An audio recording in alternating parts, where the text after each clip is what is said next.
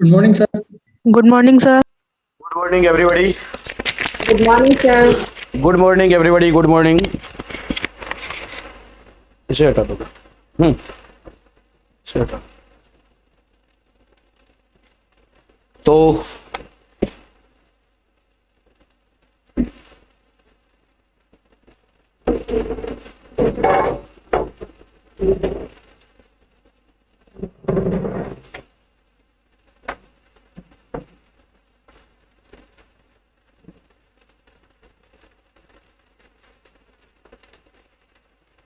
Pen दोगे pen?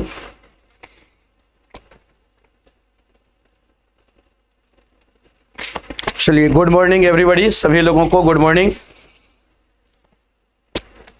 तो सबसे पहले मैं बता दूं कि हम लोग यहाँ गुड मॉर्निंग सभी लोगों को गुड मॉर्निंग। तो मैं यहाँ बता दूं कि आज हम लोग जो क्लास स्टार्ट करने जा रहे हैं, यह क्लास आपको हिस्ट्री से क्लास के स्टार्ट होने जा रही है। हम लोग हिस्ट्री से क्लास को स्टार्ट करेंगे और सबसे महत्वपूर्ण चीज कि हिस्ट्री में हम लोग प्राचीन भारत से इस क्लास को प्रारंभ करने जा रहे हैं। एंशिएंट इंडिया से, प्राचीन भारत से इससे हम लोग प्रारंभ करने जा रहे हैं। अब प्राचीन भारत में हमें पढ़ना क्या है, यानी हम लोग इस क्लास को जो स्टार्ट करने जा रहे हैं वह इतिहास से, इतिहास, हिस्ट्री।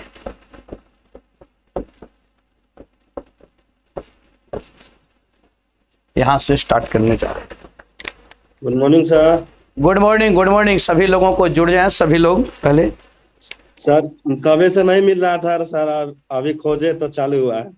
क्या सर कभी से ऐप मिल नहीं रहा था, और अभी खोजे उसको तो अब चालू हुआ। चलिए कोई बात नहीं। तो ठीक है सर। मैं पहले आपको अपने बारे में बता दूं यस सर। बहुत शॉर्ट में कि मेरा नाम एस.के. पांडे है और विगत 18 वर्षों से मैं इसी फील्ड में हूं, चाहे लेखन हो या पठन हो, पाठन हो, तो दोनों में अभी तक की गुड मॉर्निंग। तो चाहे वह लिखने के संदर्भ में हो या पढ़ाने के संदर्भ में हो, बहुत लंबे वर्षों से इसी बीच जुड़ा रहा हूं, बच्चों के बीच ही रहा हूं। दिल्ली से लेकर इलाहाबाद से लेकर और अन्य राज्यों के संदर्भ में बहुत जगह आना जाना भी हुआ है और लगा भी रहता है। बहुत जगह पे क्लास भी आज के दिन भी लेते रहता हूं। पूरी हमारी कोशिश होती है कि जो भी क्लास में कराया जाए वह आपके लिए सफिशिएंट हो, उसके लिए आपको कहीं और किसी भी स्रोत में जाने की जरूरत नहीं पड़े। लेकिन बच्चों वह तभी हो पाएगा जब आपको उस तरीके से विश्वास हो कि जो पढ़ाया जा रहा है वह सफिशिएंट है। अब वह आप कैसे जानोगे? Good morning, sir. Good morning. वह आप कैसे जानोगे? तो इसके लिए एक ही तरीका होता है कि वह आप विगत वर्षों के उन प्रश्न पत्र को देखें, जो लास्ट ईयर के जो पेपर हैं, लास्ट 10 इयर्स के जो पेपर हैं, आप जब वहां पे देखोगे उस क्लास करने के बाद उससे रिलेटेड टॉपिक को, तब आपको पता चलेगा कि जो पढ़ाया जा रहा है वह सफिशिएंट है और जितना मुझे जानकारी चाहिए उतना पर्याप्त है। क्योंकि बच्चों यहाँ पे कोई इस उद्देश्य से आप नहीं आए हो कि आपको उस सब्जेक्ट का विशेषज्ञ बनना है, बल्कि आपका केवल और केवल उद्देश्य है सिलेक्शन लेना। बहुत ज्यादा इंटरेस्ट हो, कम इंटरेस्ट हो या बिल्कुल ना हो, यह कोई मायने नहीं रखता है। आपका केवल और केवल एक ही उद्देश्य है कि जो प्रश्न पूछा जाए वह हमारे रेंज से बाहर ना हो, जो मैं पढ़ रहा हूं वह सही गाइडलाइन में मैं पढ़ूं और हमारा इससे पार लग जाए यानी जो प्रश्न आए वह सॉल्व हो जाए। हम सबकी भी वही कोशिश है, आपकी भी वही कोशिश है, क्योंकि यहां कोई रिसर्च करने आप नहीं आए हो। आप जो भी अगर पढ़ना चाहते हो एक बार सिलेक्शन ले लो, उसके बाद आपको अगर और पढ़ना हो तो आप बिल्कुल पढ़ना, उसके लिए आप सब निश्चिंत हो, फिर आपके पास टाइम भी होगा। लेकिन अभी आपके पास बहुत सारे सब्जेक्ट होते हैं, उन सभी सब्जेक्ट को पढ़ना है। इसके साथ साथ क्या महत्वपूर्ण है उसे पढ़ना है। आपके पास इतना टाइम नहीं होता है। हर स्टूडेंट के पास जो एक निर्धारित समय होता है, जिसे आप कह सकते हो कि जो स्टूडेंट लाइफ है वह 2 से 3 साल, हार्डली 4 साल होता है। इसके बाद आपके पास कुछ नहीं बचता है, सिर्फ और सिर्फ पछतावा के। तो यहाँ पे हम लोग जो स्टार्ट करने जा रहे हैं, अब जैसे जैसे क्लासें चलती रहेंगी वैसे वैसे बातें होती रहेंगी।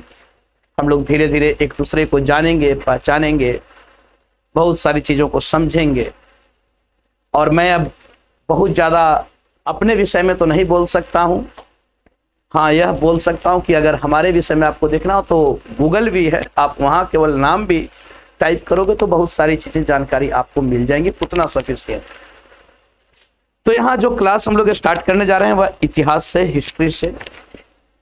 और हिस्ट्री आपको क्यों पढ़ना है, पहले तो इसे हम लोग देख लें कि हिस्ट्री पढ़ना क्यों है, इतिहास को क्यों पढ़ना है। तो इस एग्जाम के अगर ट्रेंड को आप जान रहे होंगे तो इस एग्जाम में आपको इतिहास 2 जगह पे काम आता है। जो इस एग्जाम का ट्रेंड है वह है प्रारंभिक परीक्षा, प्रीलिम्स, और इसके साथ साथ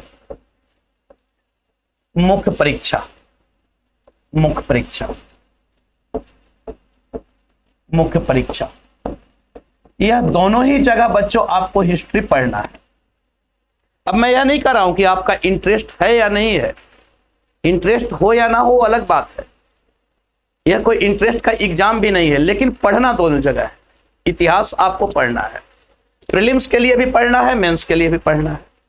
जहां तक बात की जाए प्रीलिम्स में, तो प्रीलिम्स में आपको क्या पढ़ना है, तो प्रीलिम्स के लिए आप यहां पे प्राचीन भारत,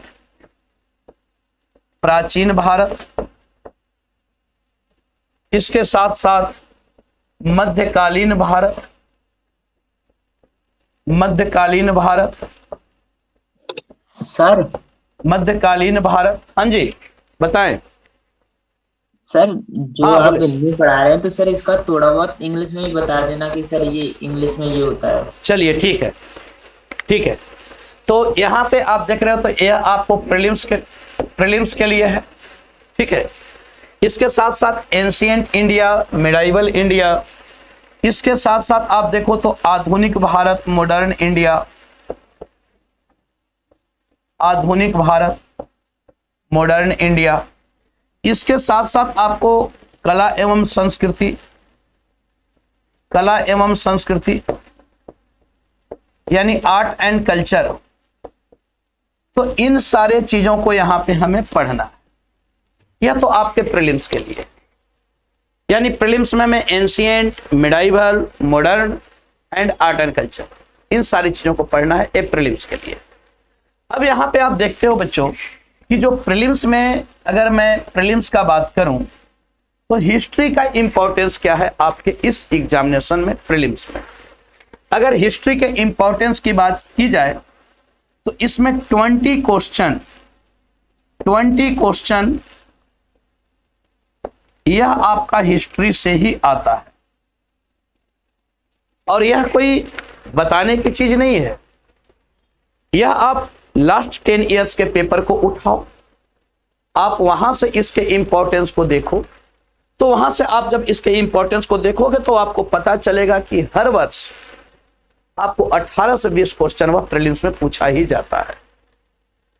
अब यहां पे आपका सिलेक्शन जो हो रहा है, टोटल नंबर ऑफ क्वेश्चन अगर यहां पे प्रीलिम्स में पूछा जाता है, नंबर ऑफ क्वेश्चन की बात की जाए तो नंबर ऑफ क्वेश्चन आपको प्रीलिम्स में जो पूछा जाता है वह नंबर ऑफ क्वेश्चन 100 क्वेश्चन होता है।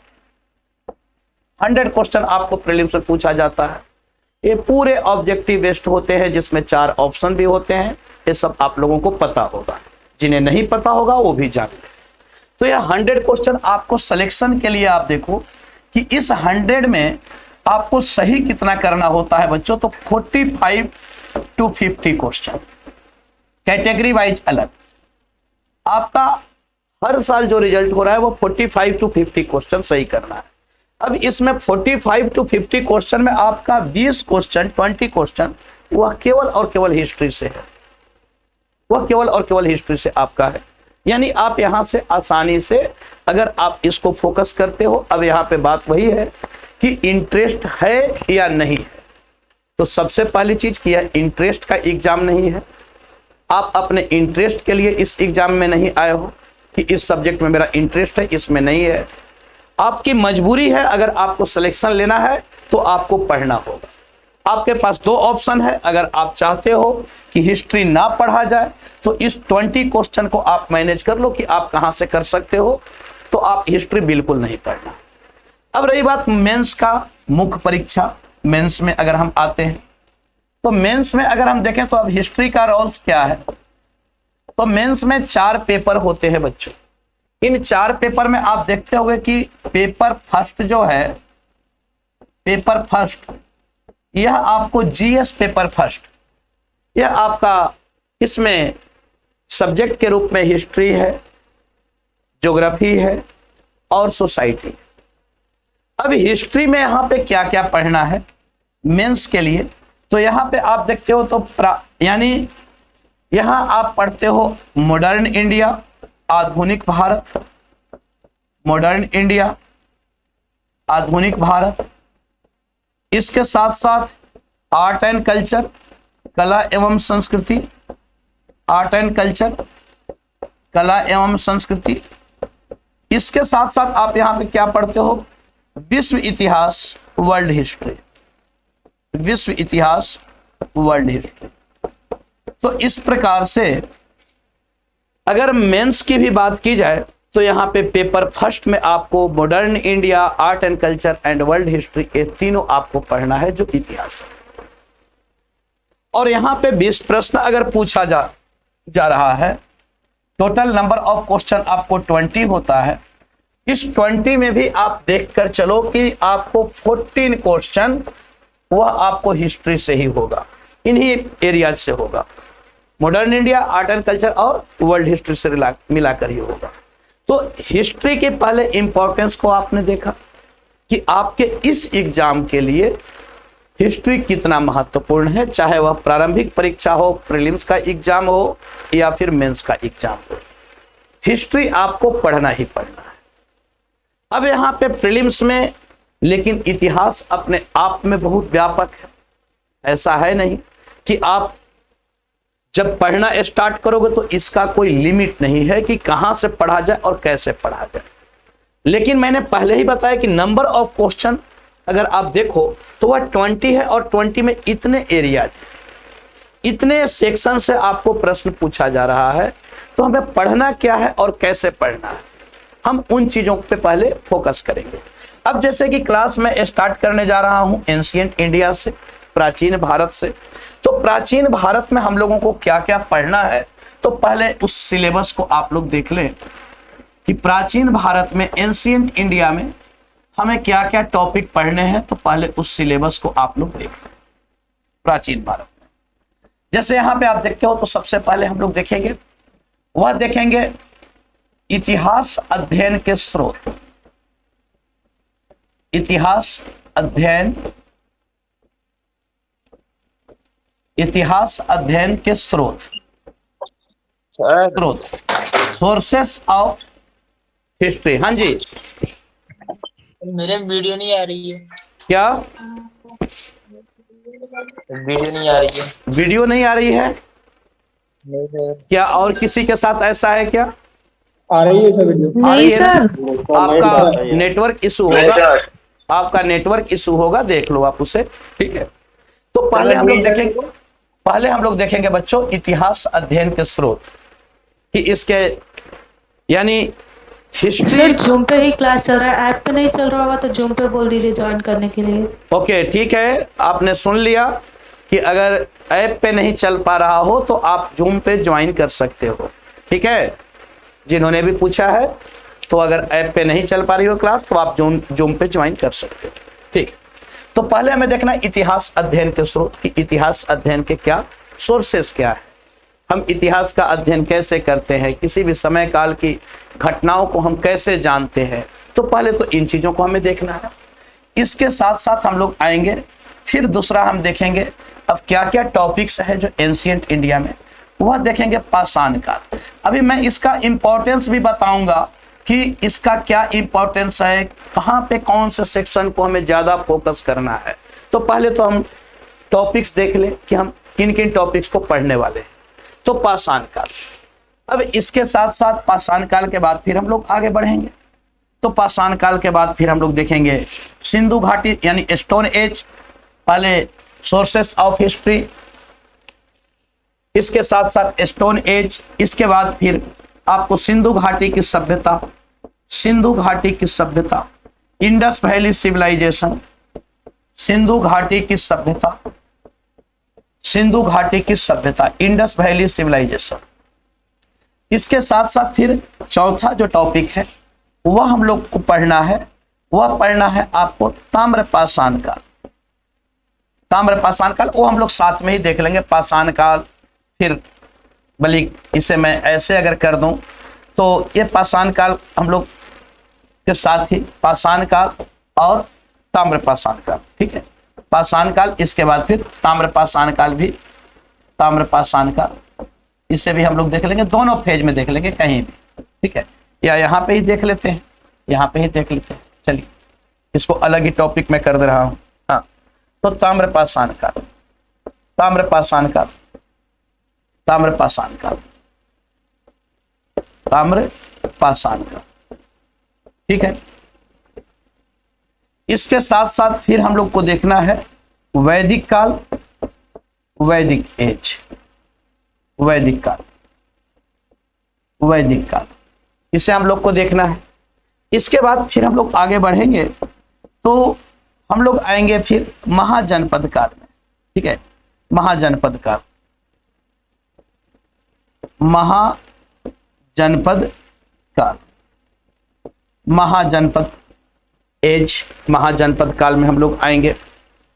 और महाजनपद काल के साथ साथ यहाँ पे एक और टॉपिक्स को हम लोग को देखना है, वह है यानी यह 6ठी शताब्दी ईस्वी पूर्व काल, 6th सेंचुरी बीसी, 6ठी शताब्दी ईस्वी पूर्व काल, 6th सेंचुरी बीसी, 6ठी शताब्दी ईस्वी पूर्व काल, ईस्वी पूर्व काल, 6th सेंचुरी बीसी, इसे हम लोगों को देखना है।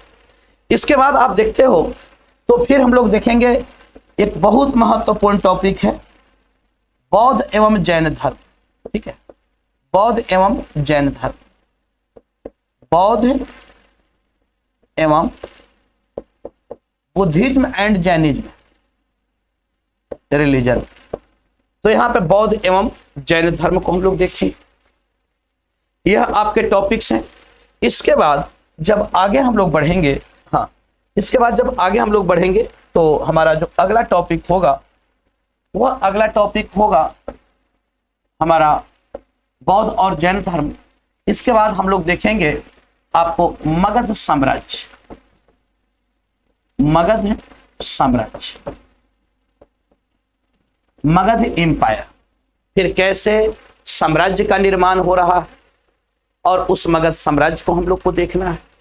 इसके साथ साथ हम लोग आगे बढ़ेंगे तो आगे बढ़ेंगे फिर हम लोगों को एंशिएंट में जो पढ़ना है वह पढ़ना है मौर्यन एम्पायर, मौर्य साम्राज्य, मौर्यन एम्पायर, मौर्य साम्राज्य। इसके साथ साथ हम लोग फिर आगे जब देखेंगे तब फिर मौर्योत्तर काल, मौर्योत्तर काल, मौर्योत्तर काल यानी पोस्ट मौर्यन पीरियड।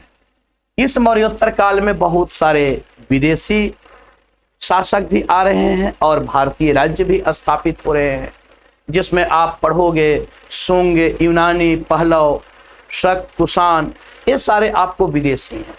जिन्होंने यहाँ पे राज्य स्थापित किया। अच्छा, इसके साथ साथ आप देख रहे हो तो इधर हम लोग देखेंगे कि भारतीय राज्य के रूप में आपको शुंग वंश, कण्व वंश, सातवाहन वंश, इन सब को हम लोग को देखना है। और एक दक्षिण भारत वाले सेक्शन को भी हम लोग को देखना है।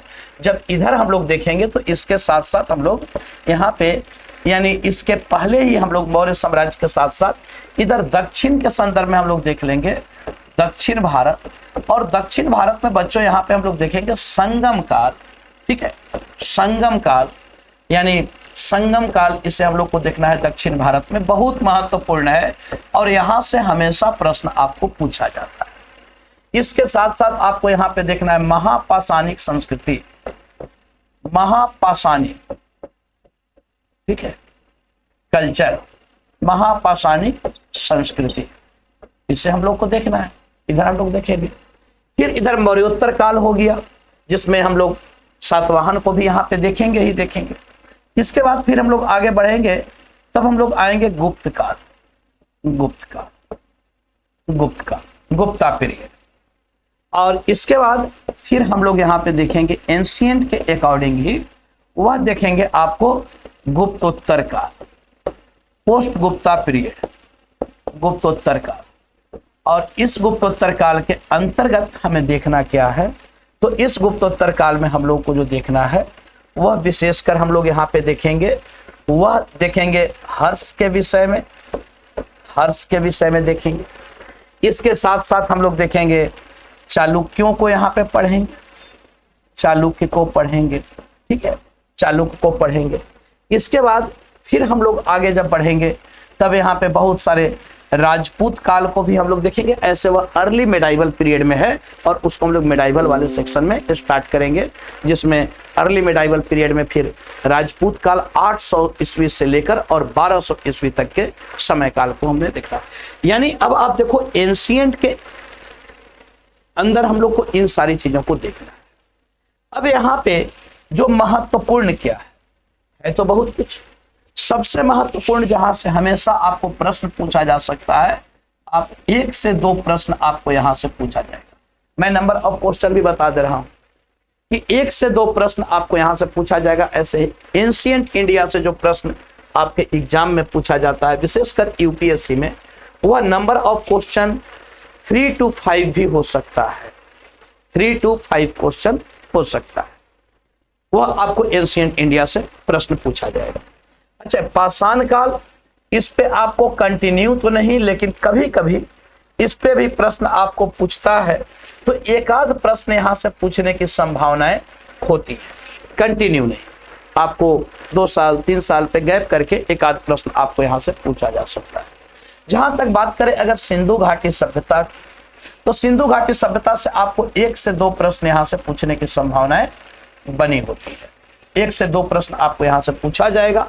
प्रश्न पूछा क्या जाएगा, तो विशेषकर यहां से आपको कल्चर से रिलेटेड, सिविलाइजेशन से रिलेटेड, या फिर इंपॉर्टेंट साइट्स से रिलेटेड, तो इन सब से, या फिर महत्वपूर्ण जो स्थान है वहां से क्या प्राप्त हुई हैं, तो उससे रिलेटेड आपको प्रश्न पूछा जाता है। ताम्रपाषाण काल से कंटिन्यू नहीं, लेकिन एक आध प्रश्न आपको यहां से भी 2 से 3 साल पे पूछ दिया जाता है। वैदिक काल, यह महत्वपूर्ण है। यहां से आपको वैदिक काल से प्रश्न आपको पूछा जाता है और 1 से 2 प्रश्न आपको यहां से बनता है। महाजनपद काल, यहाँ पे आपको बहुत ज्यादा नहीं, रेगुलरली नहीं, बल्कि एक आध प्रश्न बीच बीच में कभी कभी 2-4 सालों पे यहाँ से पूछता है। जहां तक अगर बौद्ध और जैन धर्म को देखें तो सबसे महत्वपूर्ण आपको यहाँ से आपको प्रश्न जो है वह 1 से 2 प्रश्न यहाँ से हमेशा पूछा जाता है, हर वर्ष पूछा जाएगा। यह बहुत महत्वपूर्ण सेक्शन है। यानी अगर महत्वपूर्ण की बात करें तो यह महत्वपूर्ण है, यह महत्वपूर्ण है, यह महत्वपूर्ण है, जिससे प्रश्न निरंतर पूछने की संभावनाएं हैं। तो यहाँ पे हमें इन चीजों को ज्यादा फोकस करके देखना है। इसके बाद अगर हम लोग देखें तो इसके बाद हम लोग देखते हैं तो मगध साम्राज्य। अब मगध साम्राज्य में आपको वैसा तो बहुत ज्यादा नहीं, लेकिन एक आध प्रश्न कभी कभी यहाँ से आपसे पूछता है। 1 से 2 प्रश्न यहाँ से एक आध प्रश्न ही आपसे पूछा जाता है। मौर्य साम्राज्य यह ज्यादा महत्वपूर्ण है। यहाँ से आपको प्रश्न पूछा जाता है।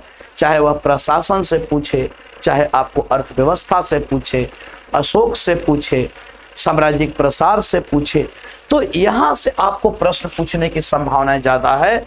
यहाँ से आपको जो प्रश्न पूछा जाता है वह भी, ये भी इम्पोर्टेंट है, संगम काल, क्योंकि यहाँ से लिटरेचर से रिलेटेड आपको प्रश्न पूछा जाता है। जो लिटरेचर है, साहित्य है, इससे आपको प्रश्न पूछा जाएगा। महापाषाणिक संस्कृति, एक आध प्रश्न यहाँ से भी पूछा जाता है। अच्छा, इसके साथ साथ सबसे महत्वपूर्ण यह है जहां से आपको 2 से 3 प्रश्न आपको पूछा जा सकता है। 2 से 3 प्रश्न आपको पूछा जा सकता है पोस्ट मॉरियन पीरियड में। यहाँ पे आपको रिलीजन से पूछा जा सकता है, सोसाइटी से पूछा जा सकता है, कल्चर से पूछा जा सकता है, यानी बहुत महत्वपूर्ण सेक्शन यह है। इसके साथ साथ आप देखते हो तो गुप्ता पीरियड। अब गुप्ता पीरियड से भी आपको 1 से 2 प्रश्न आपको यहाँ से भी पूछा जाता है। गुप्ता पीरियड से यहाँ पे आपको एडमिनिस्ट्रेशन से पूछा जा सकता है, जो प्रश्न पूछने की संभावनाएं हैं। इसके बाद हम लोग देखते हैं गुप्तोत्तर काल।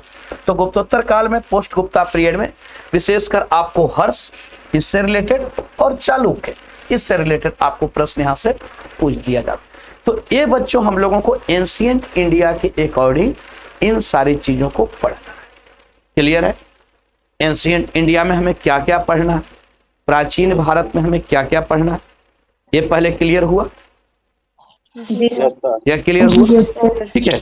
अब मैं ऐसे कोई बुक्स का अभी नाम बताने वाला हूं नहीं, क्योंकि आप लोगों को बहुत जिज्ञासा भी होती है आते ही कि पहले कोई भी टीचर आए, पहले 2-4 किताब का नाम बता दें और मैं दौड़े दौड़े बुक स्टॉल पे जाऊं, जाकर किताब को लूं और अपने घर में अलमारी में रख दूं। तो अभी इसकी कोई ज़रूरत नहीं है। अगर ज़रूरत है तो एक आध बुक्स आप ले सकते हो, एक आध बुक्स आप ले सकते हो।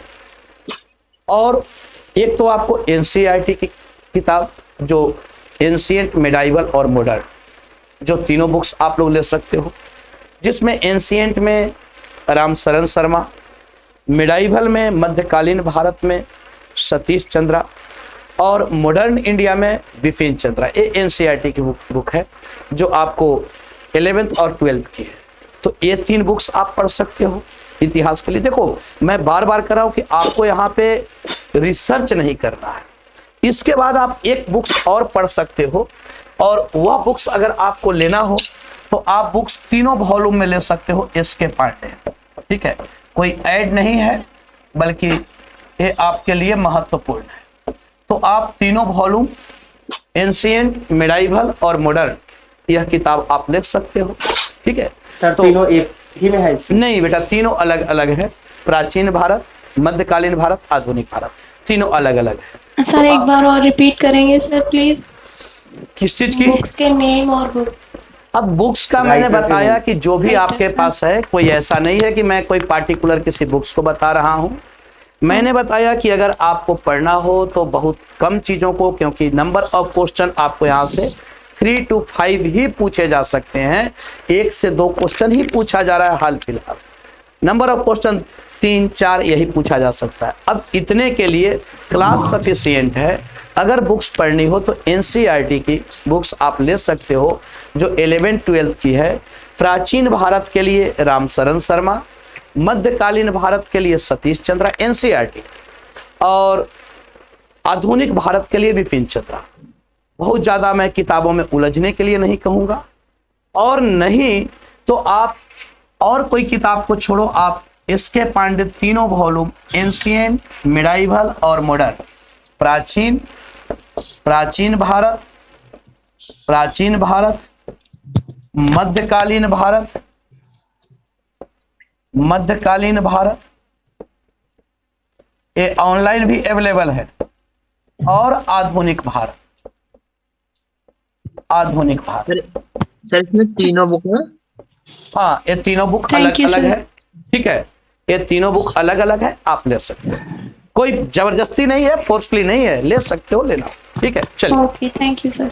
तो यह, क्योंकि एक जिज्ञासा होती है सभी बच्चों को कि पहले टीचर्स आएं और बुक्स बता दें, तो मैं कोई बहुत ज़्यादा वैसे बुक्स नहीं बताने जा रहा हूँ कि जिसके लिए आप दौड़ लगाओ। कोई आप ऑप्शनल नहीं अभी करने जा रहे हो, अभी आप प्रीलिम्स के लिए पढ़ने जा रहे हो और मेंस के लिए पढ़ने जा रहे हो। और बाकी जो क्लासेज हैं वो आपको पता चल जाएगा कि बाकी क्लास के इम्पोर्टेंस आप खुद समझोगे कि जब क्लास चलने लगेंगी तो फिर आपको लगेगा कि अब इससे ज़्यादा तो मुझे नहीं पढ़ना है। और मैं ये दावे के साथ कह सकता हूँ कि ये स्वयं आप खुद बोलोगे, ये आप खुद बोलोगे कि अब इससे ज़्यादा ज़रूरत नहीं है, मुझे और कहीं समझ में नहीं आ रहा है, सफिशिएंट है इतना। बस जितनी क्लास में जो चीज़ें कराई जाएंगी अगर उतने पे आप फोकस कर लो तो मैं 100% यह कह सकता हूँ कि एक भी प्रश्न आपका बाहर नहीं जाने वाला है, एक भी प्रश्न बाहर नहीं जाने वाला है। तो चलिए अब हम लोग स्टार्ट करते हैं, अपने मेन टॉपिक पे आते हैं जो हम लोग को पढ़ना है। हमने यहाँ पे बताया कि सबसे पहले हम लोग इतिहास अध्ययन को देखें। इतिहास अध्ययन यानी इतिहास को हम जानते कैसे हैं, इतिहास को हम पढ़ते कैसे। इतिहास यानी देखो, इतिहास वही है जो घटनाएं घटित हो चुकी हैं। इतिहास वही है, इतिहास वह नहीं है जो घटित होने वाली है। हम जो भी इतिहास को पढ़ते हैं जो घटनाएं घटित हो चुकी हैं उसके विषय में, अब उस समय काल के विषय में, उस समय काल का समाज, चाहे कोई भी युग हो, कोई भी समय काल हो, अगर उस समय काल के इतिहास को हम जानते हैं तो इतिहास को हम कैसे जानेंगे। हम किसी भी समय काल के उस इतिहास को, उस घटना को, मान लीजिए आप भी हो, अब आपको अपने बचपन का इतिहास जानना है तो आप कैसे जानेंगे। अब उस समय की चीजें तो याद नहीं होंगी, आप बचपन में कैसे हो तो कैसे जानोगे। तो उसके लिए आपके पास एल्बम होता है, बहुत सारी प्रिंट, आपको फोटो होते हैं, आप उसको देखते हो, आपको बताया जाता है आप ऐसे ऐसे करते थे, यानी कोई बताने वाला भी है आप कि आप ऐसे ऐसे करते थे, इस तरीके से आपकी जो यानी बचपना है या इस तरीके से नटखटपना है तो ये आप ऐसे करते थे। तो अगर हम किसी भी युग के, किसी भी समय काल के जो हमने बतलाया, यह कोई आज की घटना नहीं है जो टॉपिक्स है, हम किसी भी समय काल के अगर इतिहास को जानेंगे तो कैसे जानेंगे, उसकी जानकारी के हमारे पास स्रोत क्या है। क्योंकि जब भी आप कोई भी घटना बताते हो, इतिहास में एक सबसे बड़ी समस्या भी ये है कि आप कुछ भी बताते हो तो आपको पूछा जाता है कि स्रोत क्या है, इसके सोर्सेस क्या है, आपको यह जानकारी कहाँ से मिली। तो किसी भी समय काल के इतिहास के अध्ययन, इतिहास का अध्ययन हम कैसे करते हैं, तो इतिहास का अध्ययन यह हम स्रोतों के आधार पर करते हैं। हम किसी भी समय काल के घटना को कैसे जानते हैं, तो इसके लिए हमारे पास सोर्सेस है, सोर्सेस, स्रोत। हम स्रोत के आधार पर किसी भी समय काल के इतिहास को जान पाते हैं। अब इतिहास जानने के स्रोत क्या है, तो हमारे पास किसी भी समय काल के इतिहास जानने के दो प्रमुख स्रोत होते हैं, जिसमें एक स्रोत वह है आपको पुरातात्विक स्रोत,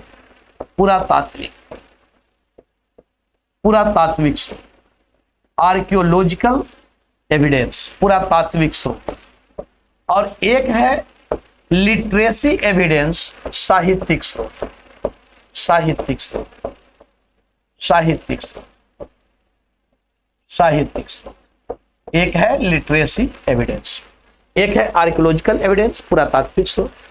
अब बच्चों आप खुद सोचो कि मनुष्य अब ऐसा तो रहा नहीं था कि शुरू से ही उसने लिखना पढ़ना जान गया हो, ऐसा तो रहा नहीं है। तो जब कुछ ऐसे भी समय काल हैं, कुछ ऐसी भी घटनाएं हैं जिनके लिए हमारे पास साहित्यिक स्रोत नहीं है, कोई लिखित साक्ष्य नहीं है, क्योंकि जब लिपि आएगी तभी तो आप उसके विषय में जान पाओगे, और लिपि अगर आई हो और जब पढ़ी भी गई हो तभी हम उस घटना को जान पाएंगे। तो हमारे पास इतिहास के जो पहले, जो सामान्यतः यह माना जाता था, पहले आपको सबसे ज्यादा इतिहास अध्ययन पर जो बल दिया जाता था वह पुरातात्विक स्रोत थे, यानी जो हमारे आर्कियोलॉजिकल जो साइट्स हैं। अब इन पुरातात्विक स्रोत में क्या है, तो पुरातात्विक स्रोत में बहुत सारी चीजें हैं जिनके माध्यम से उस समय काल के इतिहास को जानते हैं। जैसे आप देखो तो अभिलेख, अभिलेख, अब यह क्या है बच्चों, तो अभिलेख यह आपको पुरातात्विक स्रोत है, पुरातात्विक स्रोत है। बहुत सारे अभिलेख हैं, बहुत समय काल के अभिलेख हैं। जैसे अगर मौर्य काल के इतिहास को हमें जानना है तो मौर्य काल के विषय में अगर हमारे पास साहित्यिक स्रोत ना भी हो तब भी हम मौर्य काल के विषय में जान सकते हैं, चाहे वह साम्राज्यिक प्रसार हो, चाहे वह प्रशासन हो या फिर आपको उस समय का समाज हो, उस समय की आपको विज्ञान हो, इन सब को हम जान सकते हैं।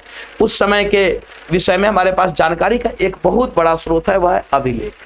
अभिलेख, जैसा कि आप भी जानते हो कि अभिलेख लिखवाने की परंपरा की जो शुरुआत की गई, वह शुरुआत आपको अशोक के शासनकाल से हुई। अब अशोक ने भी अभिलेख कहाँ से लिखवाया, तो वह भी किसी न किसी से प्रेरित रहा था। तो उसको अभिलेख लिखवाने की प्रेरणा कहाँ से मिली, मोटिवेशन उसे कहाँ से मिली, तो वह कहा जाता है कि डेरियस प्रथम से। अब फिर प्रश्न यह उठता है कि डेरियस प्रथम कौन था? दारा प्रथम। तो दारा प्रथम वह आपको ईरानी शासक था और उसने कुछ अभिलेख लिखवाए थे, जिसमें 3 महत्वपूर्ण अभिलेख थे: पर्सिपोलिस अभिलेख, बेहिस्तून अभिलेख और नक्श ए रुस्तम अभिलेख। तो उस सारी चीजों को हम लोग पढ़ेंगे, अभी पढ़ने वाले हैं, उस सारी चीजों को हम लोग पढ़ने वाले हैं। तो पहले तो हमें यह देखना है कि हम इतिहास का अध्ययन कैसे करते हैं। तो एक तो हमारे पास यह है अभिलेख। तो हम अभिलेखों से, हर समय काल के अभिलेख है, बहुत सारे अभिलेख हैं। अशोक के अभिलेख है, समुद्रगुप्त का अभिलेख है, इसके साथ साथ आप देखते हो तो पुलकेशिन द्वितीय का अभिलेख है। इसके बाद महत्वपूर्ण अभिलेखों में आप देखोगे तो गुप्त शासन काल के अंतर्गत आपको कुमार गुप्त का अभिलेख है। तो बहुत सारे अभिलेख हैं, जिन अभिलेखों के आधार पर हम जानते हैं, उस समय काल की घटनाओं को जान पाते हैं। तो एक तो अभिलेख है। इसके साथ साथ और क्या पुरातात्विक स्रोत है, तो वह है कॉइन्स, सिक्के।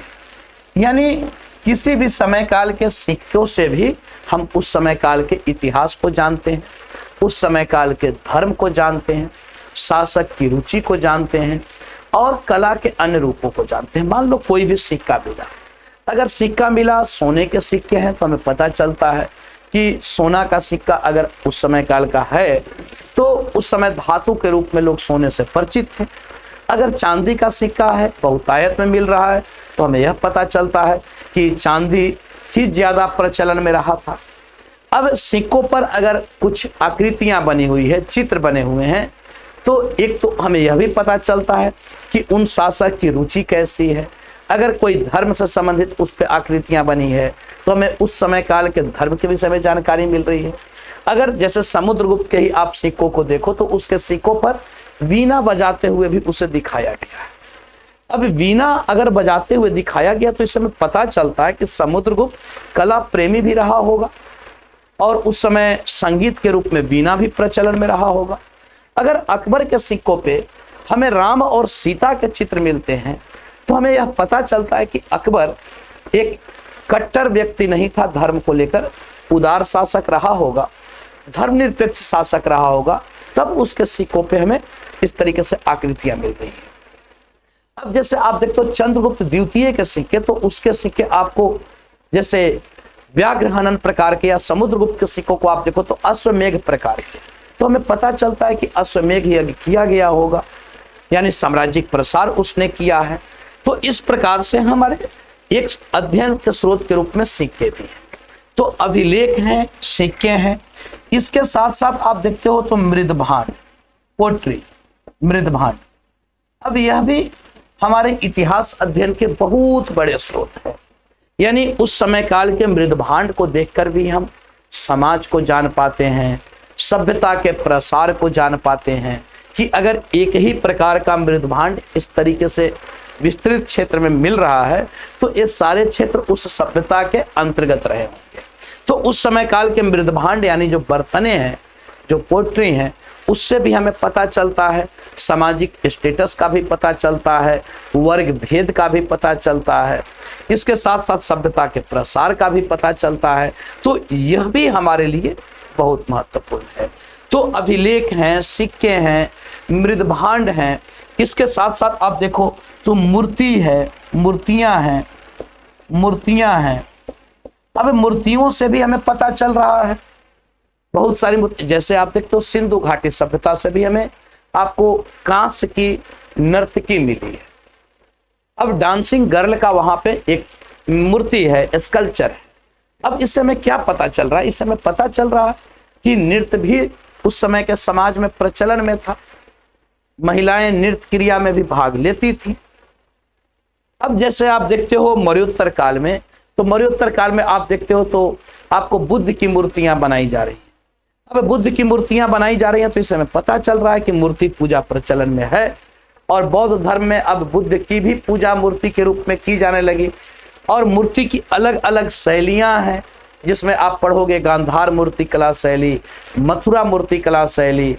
तो यह हम लोग कल्चर वाले पार्ट में पूरी तरीके से उसको पढ़ेंगे, आर्ट एंड कल्चर वाले सेक्शन में, जिसमें सारी चीजों को हम लोग, ये सारे पार्ट्स जो हैं ये हम लोग कल्चर में करने वाले हैं, ये सारे पार्ट्स हम लोग कल्चर में करने वाले हैं। इसके साथ साथ आप देखो तो स्थापत्य, स्थापत्य, अब स्थापत्य यानी जो उस समय के स्मारक कह लो आप, स्मारक, तो उस समय के बहुत सारे मोन्यूमेंट्स ऐसे हैं, उन मोन्यूमेंट्स से भी हमें उस समय के विषय में जानकारियां मिल रही हैं, उन स्मारकों से भी हमें, जैसे सिंधु घाटी सभ्यता को ही देखें तो जब उत्खनन हुआ और उत्खनन होने के बाद जब आप देखते हो कि वहां से जब उस तरीके से उत्खनन में बहुत सारी सामग्रियां मिली हैं, और तब हम, क्योंकि हमारे पास उनको जानने के लिए कोई लिपि तो है नहीं, हम वहां से जो भी जानकारी प्राप्त कर रहे हैं, सिंधु घाटी सभ्यता के विषय में जो भी जान रहे हैं, वह केवल और केवल हम पुरातात्विक स्रोतों के आधार पर जान पा रहे हैं कि वह नगरीय सभ्यता है या कैसी है। उस सारी जानकारी का स्रोत हमारा पुरातात्विक स्रोत है। तो इस प्रकार से आप, दूसरा आप देखो तो इतिहास, हाँ बताएं। सभ्यता का अर्थ क्या होता है सर? देखिए अब सभ्यता, संस्कृति, अब फिर अलग जाओगे उसमें भी। अब सभ्यता कहा जा रहा है कि सभ्यता जो है वह मूर्त होती है, सभ्यता मूर्त है, ठीक है, और संस्कृति जो है वह इनटेंजिबल है, अमूर्त है, सभ्यता टेंजिबल है। अब सभ्यता कहना कि भाई किसे सभ्य कहोगे, जैसे अब देखो जब कोई भी, मान लो कि अब मानव जीवन की जब शुरुआत हुई, तो मानव जीवन की जब शुरुआत हुई तो मनुष्य पहले से अब सभ्य तो नहीं था, सभ्य तो था नहीं, वह जंगली जीवन जी रहा है, बर्बर किस्म का जीवन है।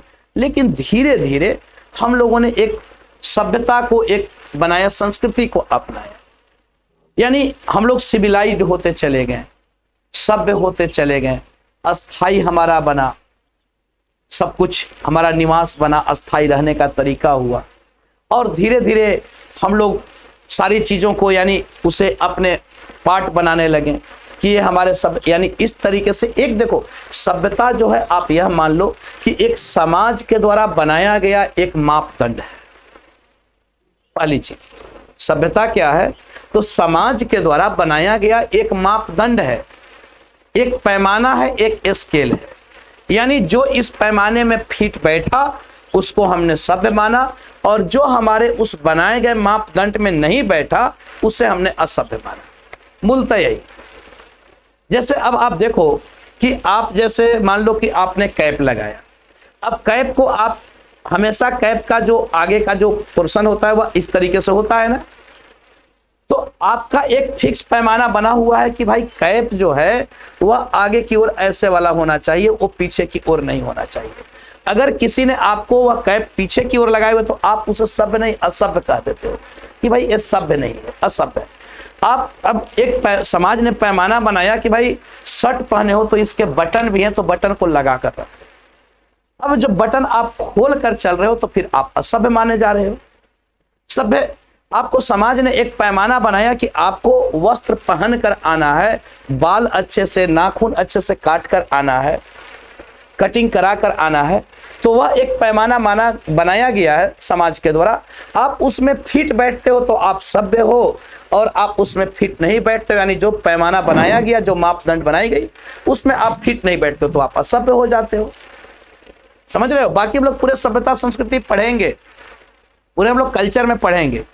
तो अभी बस केवल बेसिक मैंने बताया है, इसे समझ पाए आप कि सभ्यता क्या है? जी सर, समझ गया। यस सर, तो यस सर। एक पैमाना है, वो सामाजिक पैमाना है जो समाज ने बना दिया है, ओके। ठीक है, और उसमें हाँ किसी जी को सर। फिट कर रहा है, किसी को अनफिट कर दे रहा है। तो जी यह सर। आपको सब, अब यहाँ पे जैसे हम लोगों ने देखा कि पुरातात्विक स्रोत, तो यह इतिहास को जानने का एक हमारे पास स्रोत है। यानी किसी भी समय काल की घटनाओं को हम कैसे जानते हैं, तो किसी भी समय काल को की घटनाओं को हम इन आधारों पर भी जान पाते हैं। उस समय के समाज हो, उस समय की अर्थव्यवस्था हो, उस समय का प्रशासन हो, या उस समय की कलाकृतियां हो, उस समय की धर्म हो, तो इस सारी जानकारी हमें इन पुरातात्विक स्रोतों से भी प्राप्त हो रही है। तो क्या क्या, तो किसी भी समय काल के समाज, किसी भी समय काल के समाज, किसी भी समय काल की अर्थव्यवस्था, किसी भी समय काल की अर्थव्यवस्था, किसी भी समय काल की राजनीतिक व्यवस्था, राजनीतिक व्यवस्था, राजनीतिक व्यवस्था, किसी भी समय काल के प्रशासन, प्रशासन, किसी भी समय काल के धर्म, किसी भी समय काल की कलाकृति,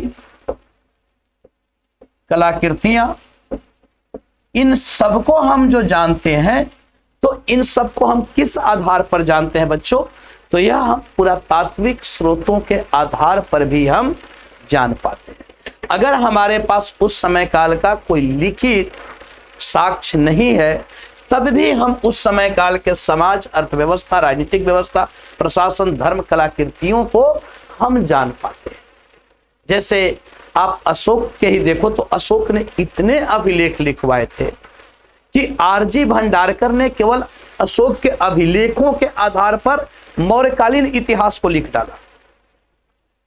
किसने लिखा? आरजी भंडारकर। बहुत महत्वपूर्ण है, मैं यहाँ पे नाम लिख रहा हूं, ये नाम फिर मैं आगे उल्लेख करूंगा और आप लोगों से पूछूंगा कि याद है या नहीं है।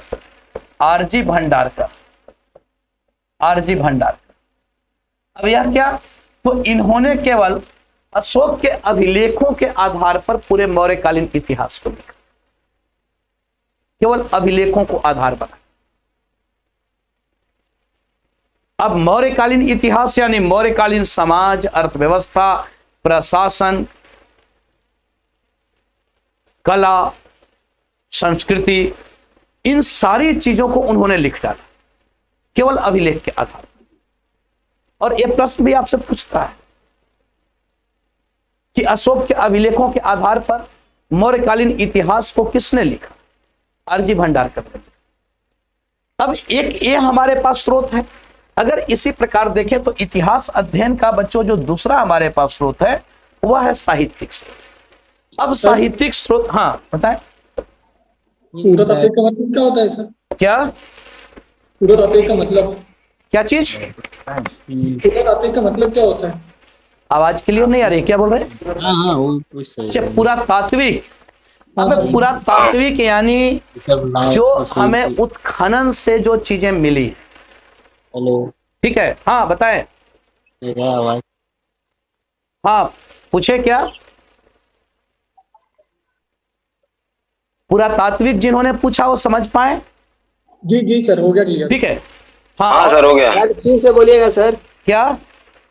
पुरातात्विक का फिर से अर्थ बोलिएगा सर। पुरातात्विक यानी जो चीजें हमें उत्खनन से मिल रही हैं, खुदाइयों से बहुत सारी चीजें भी मिली हैं, या जो आपको पुरातात्विक स्रोत में, यानी जो पुरातत्ववेता जिसे आपको वह बतलाते हैं कि किस समय काल की बहुत सारी चीजें हमें खुदाइयों से भी मिलती हैं। बहुत प्राचीन चीजें हमें पड़े हुए हैं जिसके विषय में हम नहीं जान पाते हैं। जैसे अशोक के ही अभिलेख को आप देख लो, तो अशोक का अभिलेख हमें कहाँ, बहुत पहले से था लेकिन कहाँ हम जान पाए थे, ऐसे ही पड़ा हुआ है। उसको खोदा तो नहीं गया, उसको कहीं से निकाला, लेकिन उसका अध्ययन किया गया। ठीक है, पुरातत्ववेताओं ने उसका अध्ययन किया। तो कुछ चीजें हमें उत्खनन से भी मिलती हैं, बहुत सारी चीजें, जैसे सिंधु घाटी सभ्यता, वहां पे पूरा जानकारी हमारे पास पुरातात्विक स्रोत है, आर्कियोलॉजिकल साइट्स है। ठीक है, अब अगर दूसरी चीज हम लोग देखें साहित्यिक, तो हाँ सर अभिलेख क्या होता है सर? थोड़ा बहुत भी बेटा आप लोगों ने प्रयास नहीं किया पढ़ने का क्या? अब चलो कोई बात नहीं, सारी चीजें जान जाओगे, पूछना कोई व्यर्थ नहीं है। सर अभिलेख में अशोक के बारे में लिखा गया, अशोक के द्वारा किए गए जो भी कार्य हैं उसके बारे में अभिलेखों में उनकी सर मैं जानकारी। बताऊं? हाँ सर अभिलेख यानी पत्थरों के ऊपर जैसे खुदाई करके कुछ मतलब लिखा जाता है कोई भी राजा महाराजा के बारे में, बिल्कुल। वही होता है। देखिए हाँ जी सर, ये अब अभिलेख जो है तो उसमें भी बहुत तरीके का है। कुछ आपको शिलालेख के रूप में दिखाई देंगे, कुछ आपको स्तंभ लेख के रूप में दिखाई देंगे। यानी जो अभिलेख जो है, जो खुदाई या जो लिखा गया, ठीक है, जो आपको लिखा गया है किसी चीज पे, वह आपको ताम्र पत्र पे भी होगा, कॉपर प्लेट पे भी होगा, वह आपको यानी चट्टानों पे भी होगा, पत्थरों पे भी होगा, पत्थर पे भी लिखे होंगे, वह आपके पिलर्स पे भी होंगे, स्तंभ के भी ऊपर होंगे, बहुत तरीके से। तो वह आपको कहला रहा है अभिलेख, इंस्क्रिप्शन, ठीक है।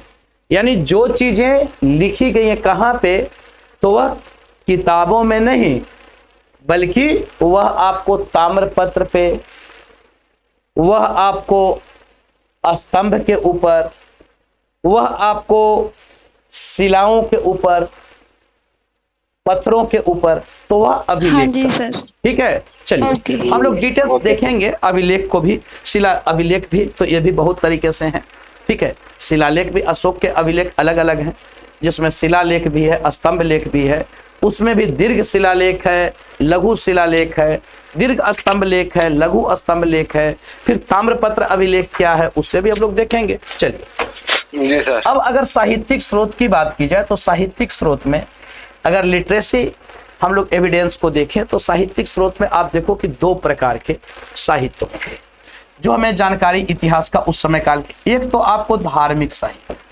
धार्मिक साहित्य, तो इस धार्मिक साहित्य से भी हमें उस समय काल के विषय में जानकारी मिलता है, धार्मिक साहित्य। एक जो दूसरा होता है वह होता है धर्मनिरपेक्ष साहित्य, धर्मनिरपेक्ष साहित्य, धर्मनिरपेक्ष साहित्य।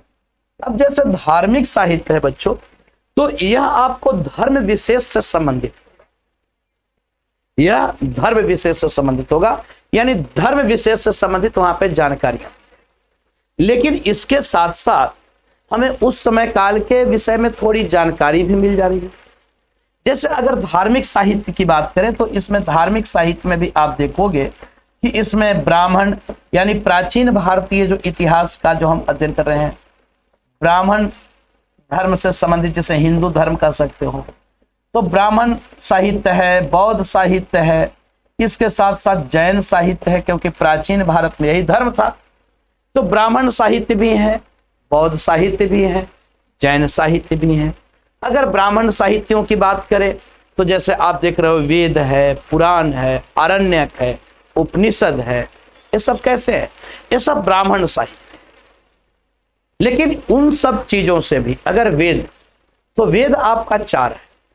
अब ऋग्वेद, यजुर्वेद, अथर्ववेद और सामवेद, यह 4 वेद हैं। अब अगर आप देखो तो वैदिक काल के विषय में जो जानकारियां हमें प्राप्त हो रही हैं, वह हमारे पास जानने का एकमात्र स्रोत वह वैदिक ग्रंथ है, वैदिक साहित्य है, वह वेद है। हम उस समय काल के जानकारी वेद से प्राप्त कर रहे हैं। है धार्मिक साहित्य, लेकिन उस समय काल की जो भी जानकारियां हैं हम उस वेद से प्राप्त कर रहे हैं। उसी तरीके से आप पुराण को देखो, तो पुराण यह आपको मौर्योत्तर काल के विषय में जो भी जानकारियां हमें मिल रही हैं वो पुराण से मिल रही हैं। अवतारवाद, कर्मकांड, बहुदेववाद, मूर्ति पूजा, ये सारी जानकारी हमें उस पुराण से भी मिल रही। उस समय का समाज, वो हमें पुराण से भी उस समय का जानकारी मिल रहा है। तो इस प्रकार से आप देखो तो यह ब्राह्मण साहित्य है। इससे भी हम उस समय काल के किसी भी युग का, जिस युग में वह रचनाएं रची जा रही है, उस युग के विषय में हमारे पास, हम उस समय काल के इतिहास को जान पाते हैं। उसी प्रकार बौद्ध साहित्य में आप देखो तो दीपवंश है, महावंश है, ये सब महत्वपूर्ण बौद्ध साहित्य है। इसके साथ साथ त्रिपिटक है, सूत पिटक, विनय पिटक, अभिधम पिटक। तो ये सब हम उस समय काल के जानकारी हमें दे रहे हैं। तो बहुत सारे आपको बौद्ध ग्रंथ भी हैं, इन सब से भी हमें कंगियूर, कंगियूर यह भी बौद्ध साहित्य है। तो इससे भी हमें बौद्ध साहित्य में क्या, तो बौद्ध साहित्य में आप लिख सकते हो दीपवंश, दीपवंश, महावंश, महावंश, कंगियूर, कंगियूर, कंगियूर, कंगियूर, यह आपको तिब्बती ग्रंथ है, तिब्बती बौद्ध साहित्य है जो तंगियूर कंगियूर है। दिख रहा है आप लोगों को? दिख रहा यस सर, है? दिख रहा है। हाँ सर। कंगियूर, कंगियूर, इसके साथ साथ नहीं दिख रहा है सर। नहीं दिख रहा है? No sir. लिख लो दीपवंश, दीपवंश मैं यहां पे लिख दे रहा हूं, दीपवंश। ये सब प्रश्न भी पूछता है। महावंश, तंगियूर, कंगियूर, ये सब बौद्ध ग्रंथ। इसके साथ साथ आपको विनय पीटक, सूत पीटक, अभिधम पीटक, ये सब बौद्ध ग्रंथ। यानी कहने का मतलब है कि इन सब साहित्यों से भी, ये सब हैं धार्मिक साहित्य, लेकिन इसके बावजूद भी हमें इन साहित्यों से भी जानकारी मिलती है। उसी प्रकार आप देखते हो तो अगर जैन ग्रंथ को देखें तो भगवती सूत्र है, जैन ग्रंथ है, इससे हमें उस समय काल की जानकारी मिल रहा है। उसी प्रकार अगर धर्मनिरपेक्ष साहित्य की बात की जाए तो कुछ ऐसे भी साहित्य हैं जो उस समय काल के, जो धार्मिक नहीं है, लेकिन हमें उस समय काल के विषय में जानकारी प्रदान करते हैं। अब धर्मनिरपेक्ष साहित्य कौन से हैं जो हमें उस समय काल के जानकारी दे रहे हैं? तो अगर धर्मनिरपेक्ष साहित्य को आप देखो बच्चों, तो आपने नाम सुना होगा इंडिका। इंडिका का नाम सुने हो? Yes sir. किसने लिखा है? मेगास्थनीज ने। मेगास्थनीज ने। किस समय काल का है? सर ये मौर्य काल का। मौर्य काल का है। मेगास्थनीज कौन था बच्चों? सर ये सेल्यूकस निकेटर का राजदूत था सर। किसके दरबार में आया था? चंद्रगुप्त मौर्य। चंद्रगुप्त मौर्य के। बहुत सही। तो यहाँ पे आप देखते हो तो मेगास्थनीज ने इंडिका लिखा। यह एक एम्बेसडर था, राजदूत था, यूनानी शासक सेल्यूकस निकेटर का। सेल्यूकस निकेटर और चंद्रगुप्त मौर्य के बीच में एक लड़ाई लड़ी जाती है, जिसमें सेल्यूकस निकेटर पराजित होता है, और पराजित होने के बाद सेल्यूकस निकेटर और चंद्रगुप्त के बीच में मैत्री संबंध स्थापित होता है, और मैत्री संबंध स्थापित के साथ साथ वैवाहिक संबंध में एक दोनों बंधते हैं।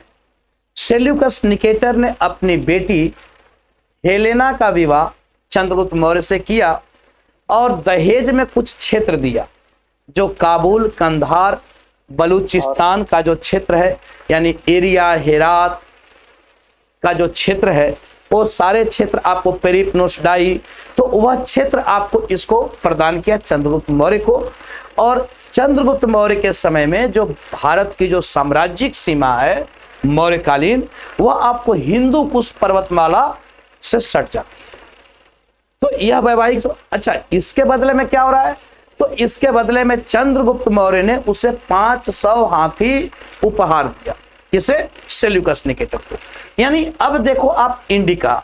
अच्छा, इंडिका से हमें मौर्यकालीन आपको प्रशासनिक व्यवस्था, मौर्यकालीन समाज, मौर्यकालीन राजनीतिक व्यवस्था, मौर्यकालीन आर्थिक व्यवस्था, मौर्यकालीन कर, ये सारे जानकारी हमें इंडिका से, यानी मौर्य काल के विषय में अगर हम जानते हैं तो यह हमारे पास एक स्रोत इंडिका भी है, जो साहित्यिक स्रोत है, जो हमें मौर्य साम्राज्य के विषय में जानकारी दे रहा है। इसी प्रकार आप देखो तो एक और, जैसे अब धर्मनिरपेक्ष, यह कोई धार्मिक नहीं है, धर्म से इसका कोई लेना देना है क्या? धर्म से है इसका कोई लेना देना नहीं है। No sir. उसी प्रकार आप देखते हो तो एक और पुस्तक है जिसका नाम है अर्थशास्त्र। एक किसने लिखा? सर चाणक्य। चाणक्य ने लिखा था। चाणक्य कौन था? सर चंद्रगुप्त मौर्य का गुरु थे। ठीक है। और यह मौर्य शासन काल से जुड़े हुए हैं। चंद्रगुप्त मौर्य को इन्होंने शिक्षा दीक्षा दी, सत्ता पर बैठाया, नंद वंश को समाप्त करवाया। तो अर्थशास्त्र यह आपको राजनीतिक विषय पर लिखी गई पुस्तक है। यह आर्थिक विषय पर केवल लिखी गई पुस्तक नहीं। अब इससे हमें उस समय काल के सारी जानकारी, मौर्यकालीन प्रशासन, मौर्यकालीन समाज, मौर्यकालीन राजनीतिक व्यवस्था, जिसमें चाणक्य कहता है कि प्रजा सुखे सुखे राजा, प्रजा के सुख में ही राजा का सुख है। ठीक है, तो यहां पे शासक को कैसा होना चाहिए, यह जो अर्थशास्त्र लिखा है चाणक्य ने, तो यह आपको लिखा गया है ऐसा होना चाहिए शैली में, यानी राजा को ऐसा होना चाहिए। इसी में आपको मौर्यकालीन प्रशासनिक अधिकारियों की जानकारी हमें मिल रही है कि मौर्य शासन काल में जो तीर्थ थे वे सबसे बड़े स्तर के अधिकारी होते थे, उन्हें तीर्थ कहा जाता था। अधिकारियों को कितना पेमेंट दिया जाता था वह जानकारी मिल रहा है। इसके साथ साथ शासक को क्या करना चाहिए वह जानकारी मिल रहा है। तो यह भी हमारे पास जानकारी का स्रोत है। इसी प्रकार आप देखते हो सर, एक प्रश्न सर। हाँ सर, ये अर्थशास्त्र इसका जो है, इसमें जो है राजनीतिक से रिलेटेड है, इसका नाम अर्थशास्त्र क्या है? ये राजनीतिक से रिलेटेड है अर्थशास्त्र जो है, तो इसका नाम अर्थशास्त्र क्यों पड़ा? नहीं, हमने बताया कि अर्थशास्त्र राजनीतिक विषय पर लिखी गई पुस्तक है, लेकिन इससे हमें मौर्यकालीन प्रशासनिक, आर्थिक, सामाजिक सभी जानकारियां प्राप्त होती। ठीक है, अभी हम लोग इसके पूरे डिटेल्स पढ़ेंगे कि कब इसका प्रकाशन हुआ, किसने इसको प्रकाशित किया, फिर इसने कैसे एक नई रिवॉल्यूशन को ला दिया। तो उन सारी चीजों को हम लोग पढ़ेंगे। जिस समय काल में यह प्रकाशित हो रहा है वह अपने आप में एक गौरवान्वित करने का काम है कि भाई आपके यहाँ इतने उत्तम व्यवस्था थी। यह ब्रिटिश शासन काल की बात है, आधुनिक युग में इसको प्रकाशित किया जा रहा है। तो हम लोग इसके विषय में पूरा डिटेल्स देखेंगे। अभी तो बस केवल हम लोग नाम केवल उल्लेख कर रहे हैं। अभी तो यानी कहो कि आपको ये छेौका आपको लगाया जा रहा है, जिससे कि आप सारी चीजों को पहले आप समझने के उसमें आओ कि इतिहास को पढ़ना कैसे है और पढ़ना क्या है। बच्चों, जब ये दो चीजों जान जाओगे ना कि हमें पढ़ना क्या है और कैसे पढ़ना है और इसे क्यों पढ़ना है, फिर आपको इसको लेकर या किसी भी सब्जेक्ट को लेकर कोई समस्या नहीं। तो हम यहाँ पे देखें तो कुछ धर्मनिरपेक्ष साहित्य में जैसे इंडिका, जो आपको मेगास्थनीज के द्वारा लिखी गई पुस्तक है। अर्थशास्त्र, जो आपको कौटिल्य, उनका और भी नाम था चाणक्य एवं विष्णुगुप्त, इनके द्वारा लिखी गई पुस्तक है। इसी प्रकार आप देखते हो तो अब आप देखो तो हर्षचरितम नाम सुने हो? जी सर। किसने लिखा है? बाणभट्ट ने। वानभट्ट कौन थे? क्या सर? वानभट्ट कौन थे? ये हर्षवर्धन के दरबारी कवि थे। हर्ष, और इनकी कोई साहित्य है? जी सर, कादम्बरी नाम का एक है। कादम्बरी और सर है दो और सर, लेकिन नाम नहीं भूल पा रहे। अच्छा, और हर्षवर्धन ने भी कुछ लिखा था क्या? हाँ सर, ये भी लिखे थे। हर्षवर्धन ने हर्षचरितम लिखा था? No sir. हर्षवर्धन ने क्या लिखा था? रत्नावली, प्रियदर्शिका और नागनंद। रत्नावली, प्रियदर्शिका और नागनंद। चलो सब हम लोग पढ़ेंगे। तो यानी आप देखो तो हर्षचरितम यह आपको किसके द्वारा लिखा गया है? यह वानभट्ट के द्वारा लिखा गया है। वानभट्ट कौन थे? हर्षवर्धन के दरबारी कवि। ठीक है, इसी प्रकार आप देखो तो अगर बहुत सारे वैसे साहित्य तो बतलाओगे तो मैं 100-150 वैसे फिर नाम बता दूंगा, लेकिन हमें बस केवल अभी इंट्रोडक्शन केवल देना है कि ये सारी चीजें हैं। इसके बाद आप पढ़ते हो, जैसे आप देखो राजतरंगिणी, नाम सुने हो? जी सर। कल्हण ने लिखा था। किसने लिखा था? कश्मीर का इतिहास के बारे में बताता है सर। किसने लिखा है? सर कल्हण। कल्हण पंडित। यह आपको कश्मीर का 11वीं-12वीं सदी का इतिहास जो है राजतरंगिणी, और भी लोगों ने लिखा है, जौन राज है, प्रज्ञा भट्ट है, वो सब हम लोग देखेंगे। यह एक लंबी कड़ी है। तो हमें इससे आपको 11वीं-12वीं सदी के इतिहास की जानकारी, कश्मीर के इतिहास की जानकारी मिली। तो इस प्रकार से बच्चों अगर देखा जाए तो ये सब क्या है, यानी धर्मनिरपेक्ष साहित्य, जो धार्मिक साहित्य नहीं, लेकिन इनसे भी हमें उस समय काल के इतिहास के विषय में हम यहां से जान पाते हैं। तो यह है इतिहास जानने के हमारे पास स्रोत, कि हम इतिहास को कैसे जानेंगे, किसी भी समय काल के इतिहास को कैसे जानते हैं, उस समय की घटनाओं को हम कैसे जानते हैं। तो उसके लिए हमारे पास दो एविडेंस होते हैं, एक आपको आर्कियोलॉजिकल एविडेंस, पुरातात्विक स्रोत, और दूसरा आपको साहित्यिक स्रोत। इसके माध्यम से हम किसी भी समय काल के इतिहास को जान पाते हैं। क्लियर है? क्लियर है? क्योंकि ये हम लोग को प्रीलिम्स के लिए भी पढ़ना है, प्रीलिम्स के लिए हम लोग पढ़ रहे हैं। इन चीजों को ध्यान रखना, हर चीजों का अपना इंपॉर्टेंस होता है। अब यही आप अगर ऑप्शनल के रूप में जब पढ़ते हो ना बच्चों, देखो इतिहास के साथ एक बड़ी खूबसूरती है, डिजाइन है। एक तो इतिहास कुछ बदलने वाला नहीं है, ऐसा सब्जेक्ट है जो आपकी नैया को पार लगाता है, जिसपे आप बैठकर बड़े खुशी से आप यात्रा कर सकते हो। आपको यह एग्जाम तक, सिलेक्शन तक आपका साथ देता है।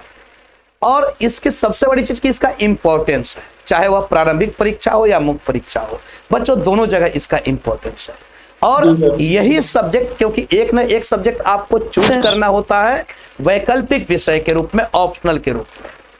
तो यह एक ऐसा सब्जेक्ट है जिसको आप 100 के 100% जाकर यूज कर लेते हो।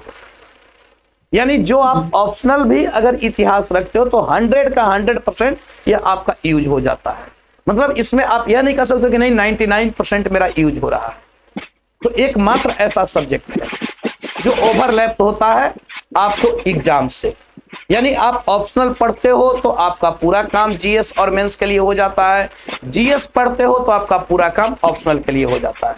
सबसे बड़ी चीज कि कुछ बदलना नहीं, ऐसा नहीं कि हम और आप इतिहास लिख रहे, क्योंकि जो घटनाएं घट चुकी हैं उसी को हमें जानना है।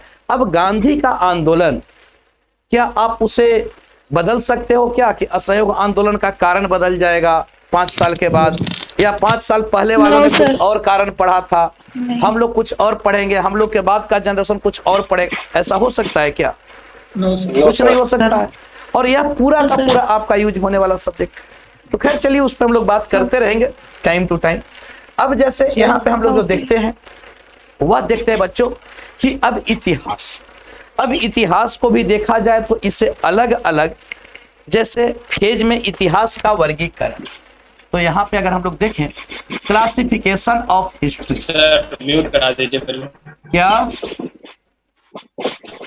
म्यूट करा दीजिए। क्या करा दूं? रुपेश जी माइक म्यूट करा दीजिए, आवाज म्यूट करवा दूं? अच्छा, जो भी वैसे अगर कोई डिस्टर्ब किसी का हो रहा है तो प्लीज आप लोग उसे म्यूट कर दें। अगर आप क्लास को नहीं सुन पा रहे हैं या फिर और भी चीजों में आप व्यस्त हो तो दूसरे को परेशानी ना करें। स्वतंत्रता का अधिकार सबको है, लेकिन स्वतंत्रता इसके लिए नहीं है कि दूसरे की स्वतंत्रता को बाधित की जाए। ठीक है? तो अगर कुछ वैसे लोग हैं जो दोनों काम कर रहे हो कि पढ़ाई भी हो और दूसरे लोगों से, घर के लोगों से मिलने जुलने का भी काम हो, तो दोनों चीजें नहीं हो सकती।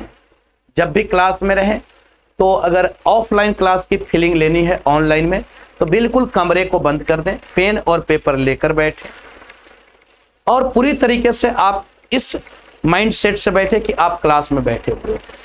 और नहीं तो बच्चों फिर क्लास में बैठकर भी लोग नहीं समझ पाते हैं, आप तो कम से कम अपने घर में हो, तो फिर वैसे में फिर पढ़ाई नहीं हो पाएगी। तो इन चीजों को कम से कम आप लोग नोटिस करें।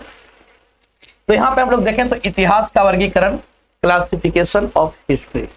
अब अगर इतिहास के वर्गीकरण को देखें तो इतिहास का जो क्लासिफिकेशन है वह 3 पार्ट में, जिसमें एक इतिहास वह क्या कहला रहा है, प्राग ऐतिहासिक काल। प्राग ऐतिहासिक काल, प्राग ऐतिहासिक काल, प्राग ऐतिहासिक काल यानी प्री हिस्ट्री एज। इसके साथ साथ यानी prehistory age,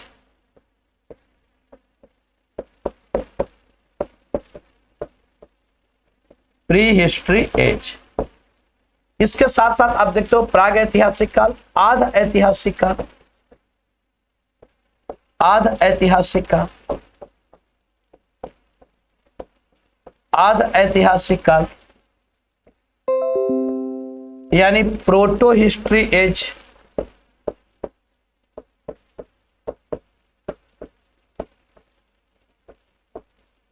protohistory age, और जो थर्ड है उसे कहा जाता है आपको ऐतिहासिक काल, ऐतिहासिक काल,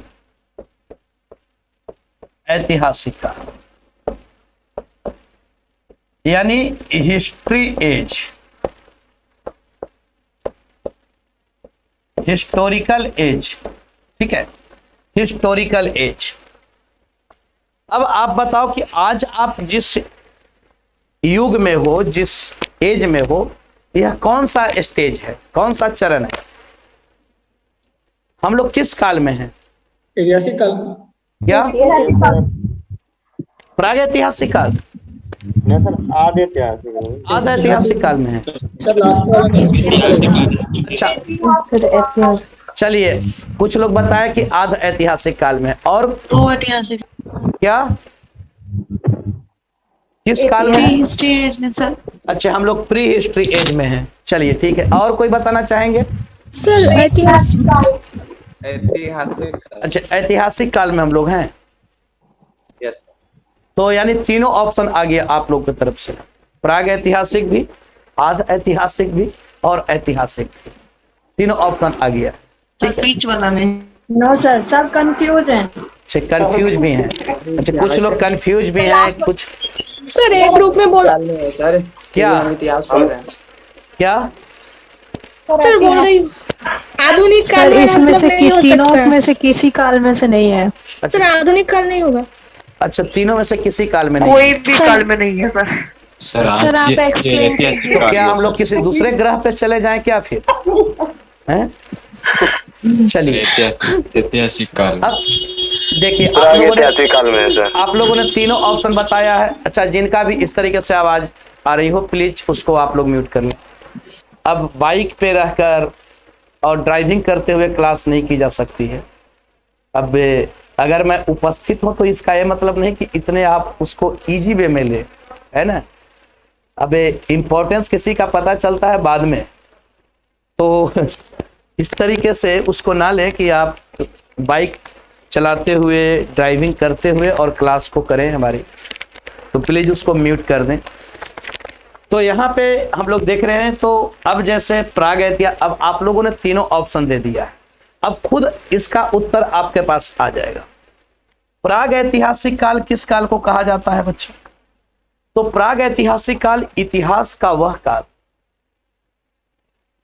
जहां से हमें किसी प्रकार की कोई भी लिपि मौजूद नहीं, यानी इतिहास का वह काल जहां पे लेखन सामग्री नहीं है, कोई लिपि नहीं।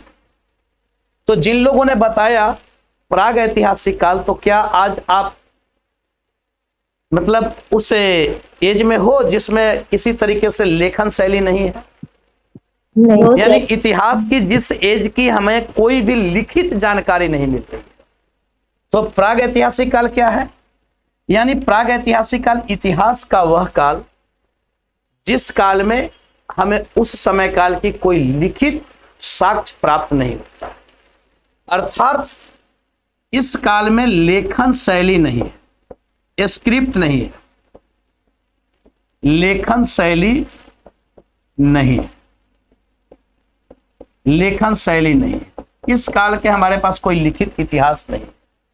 तो अब जिन लोगों ने प्री हिस्ट्री एज बताया, क्या आप उस फेज में हैं कि आज लेखन शैली नहीं है?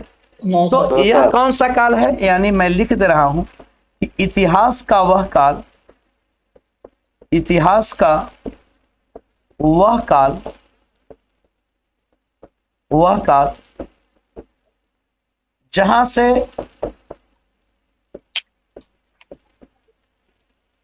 से लिखित सामग्री, लिखित साक्ष्य नहीं मिलता, लिखित साक्ष्य प्राप्त नहीं होता, प्राप्त नहीं होता, प्राप्त नहीं होता। इसलिए हमने पहले ही बतलाया कि इतिहास अध्ययन के स्रोत के रूप में दो स्रोत हैं। अगर जिस फेज का, जिस एज का, जिस टाइम पीरियड का हमारे पास कोई लिखित साक्ष्य नहीं है तो उस समय काल की घटनाओं को हम बच्चों कैसे जानेंगे?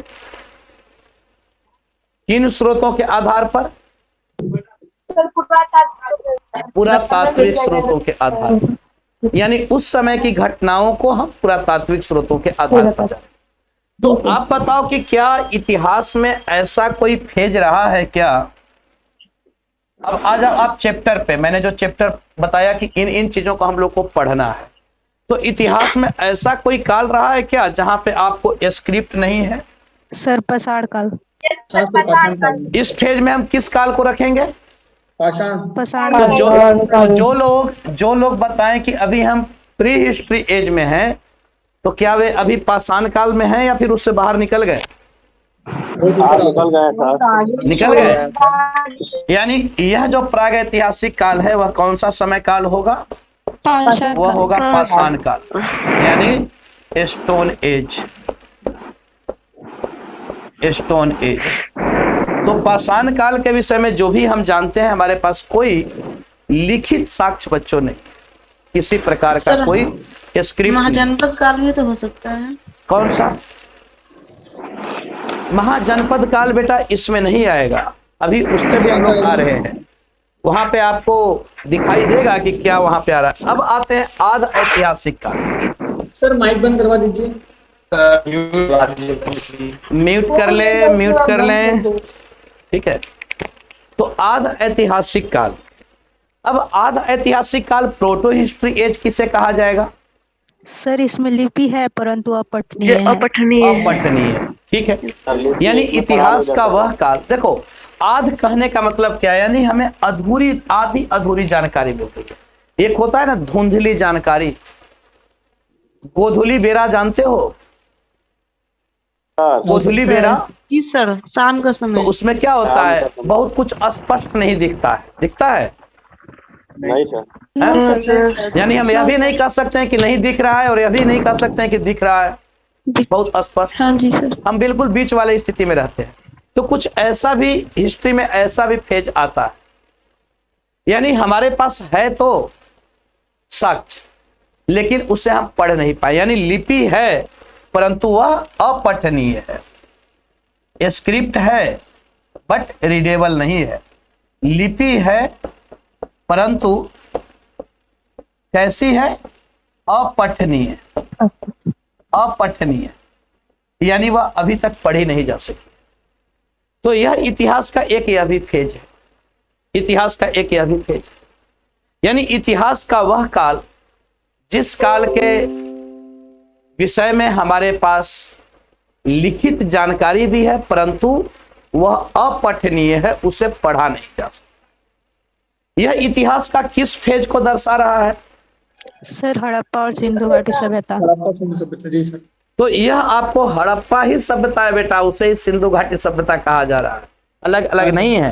ठीक है। तो यह आपको हड़प्पा सभ्यता अथवा सिंधु घाटी की सभ्यता। तो इस समय काल के हमारे पास स्क्रिप्ट भी है बट आज तक वह स्क्रिप्ट को पढ़ा नहीं गया, जबकि इसके पैरेलल भी एक सभ्यता है और वह है आपको कौन सी सभ्यता? मेसोपोटामिया की सभ्यता। जबकि मेसोपोटामियाई सभ्यता की लिपि पढ़ी जा सकी, लेकिन हमारे सिंधु सभ्यता की लिपि आज तक पढ़ी नहीं जा सकी। यह अपने आप में प्रश्न चिन्ह है। और सिंधु घाटी सभ्यता, इसके विषय में हमें जानकारी कब मिली? कब? 1921 ईस्वी में इसके उत्खनन हुए दयाराम साहनी के नेतृत्व में। अब 1921 ईस्वी का जो टाइम फेज है बच्चों, आप याद करो कि वह टाइम फेज कैसा रहा है इतिहास में, भारत के संदर्भ में। यानी वह राष्ट्रीय आंदोलन का काल था। हाँ सर। नेशनल मूवमेंट का वह फेज है और उसमें गांधी के नेतृत्व में आंदोलन चलाए जा रहे। कोई आंदोलन चलाया गया था उस दरमियान? असहयोग जी सर। नॉन कोऑपरेशन मूवमेंट, असहयोग आंदोलन। कब से कब तक?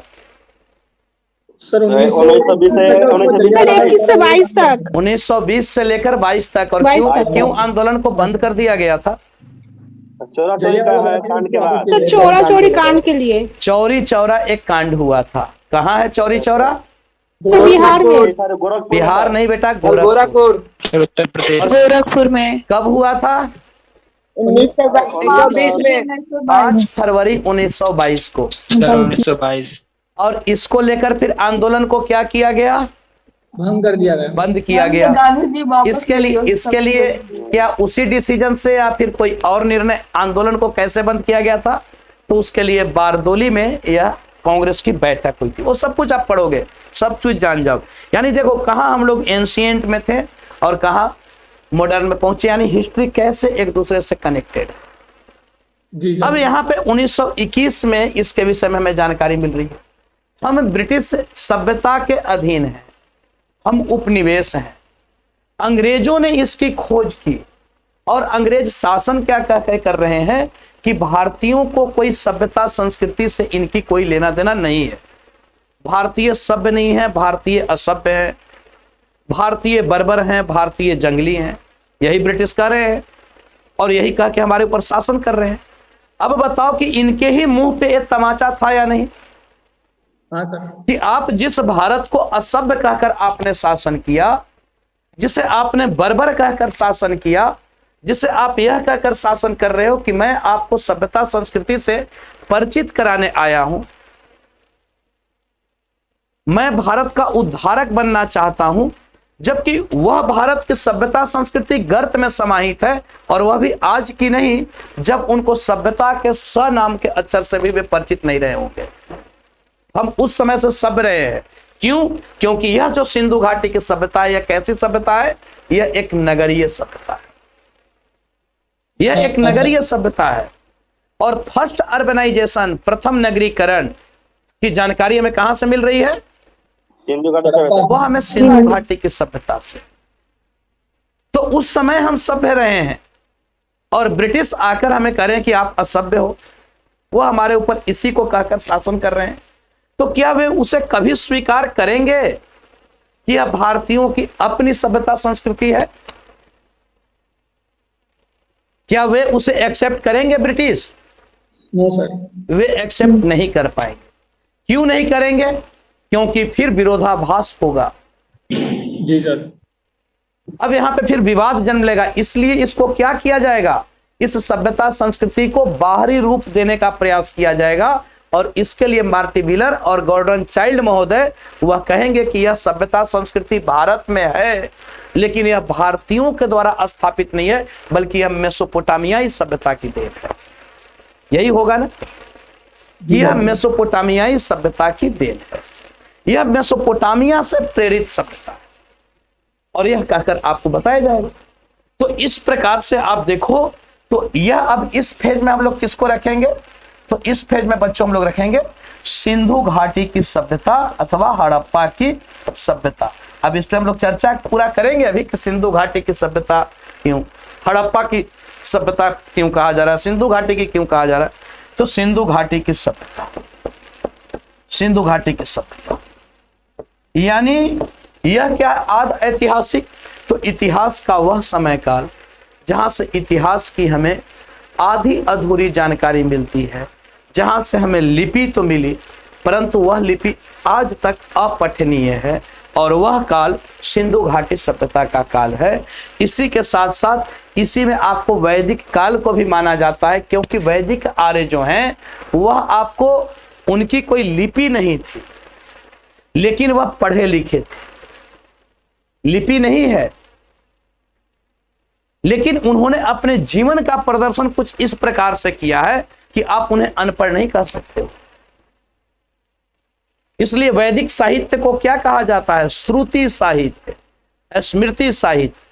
यानी वह सुनने पर आधारित था, हियरिंग बेस्ड था, वह याद करने पर आधारित था, मेमोरी बेस्ड था। तो यह वैदिक साहित्य को आप देखते हो तो श्रुति या स्मृति साहित्य से कहा। तो इसी में हम लोग वैदिक, जैसे आज भी गांवों में ऐसे होते हैं या नहीं, दादा परदादा जिनके होंगे, जिनको लिखना नहीं आता है लेकिन पूरे रामायण और कुरान की चौपाइयां उनको याद होती है, होती है या नहीं होती है? तो आप मतलब मिलकर आप यह नहीं कह सकते हो कि ये अनपढ़ है। तो वैदिक आर्य भी कुछ वैसे ही थे। तो यहाँ पे हम लोग इसी में रख सकते हैं वैदिक संस्कृति को, वह भी आपको आध ऐतिहासिक है कि आपको उनको है तो पता लेकिन लिखा ही नहीं। वेद उस समय थोड़े लिखा जा रहा है, वेद का तो बाद में संकलन किया जा रहा है।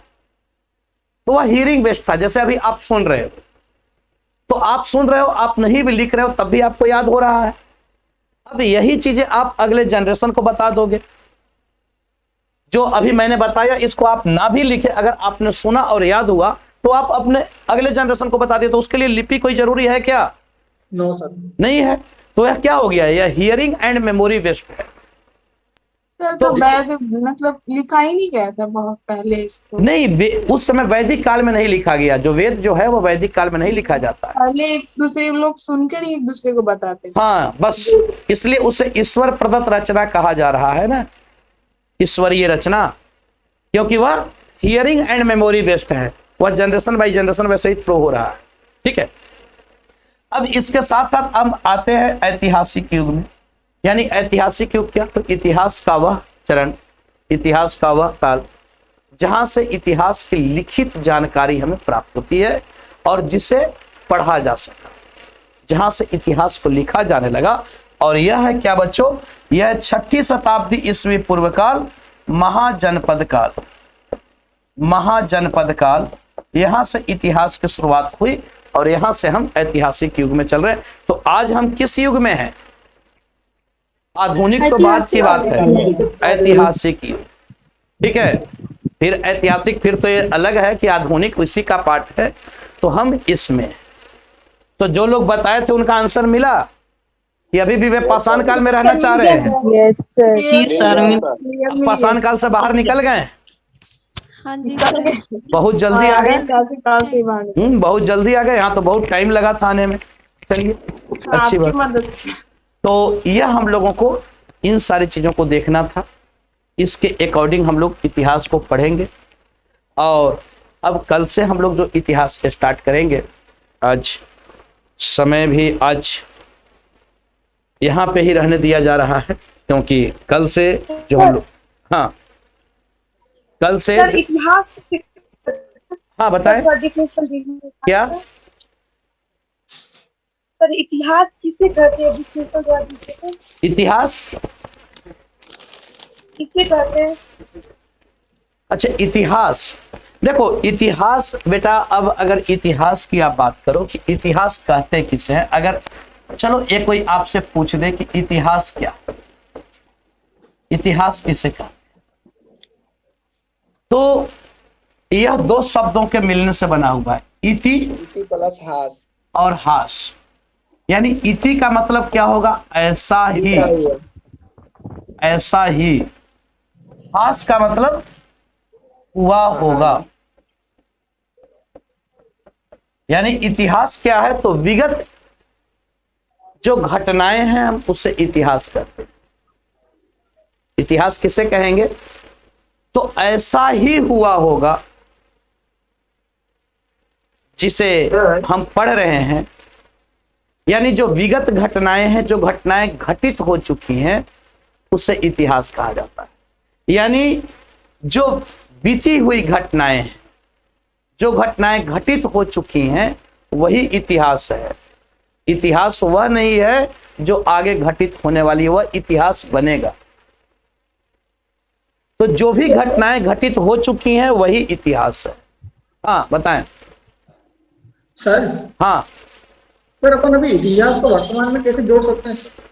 देखिए, अब इतिहास को वर्तमान से, तो वर्तमान से इतिहास का कोई लेना देना है नहीं।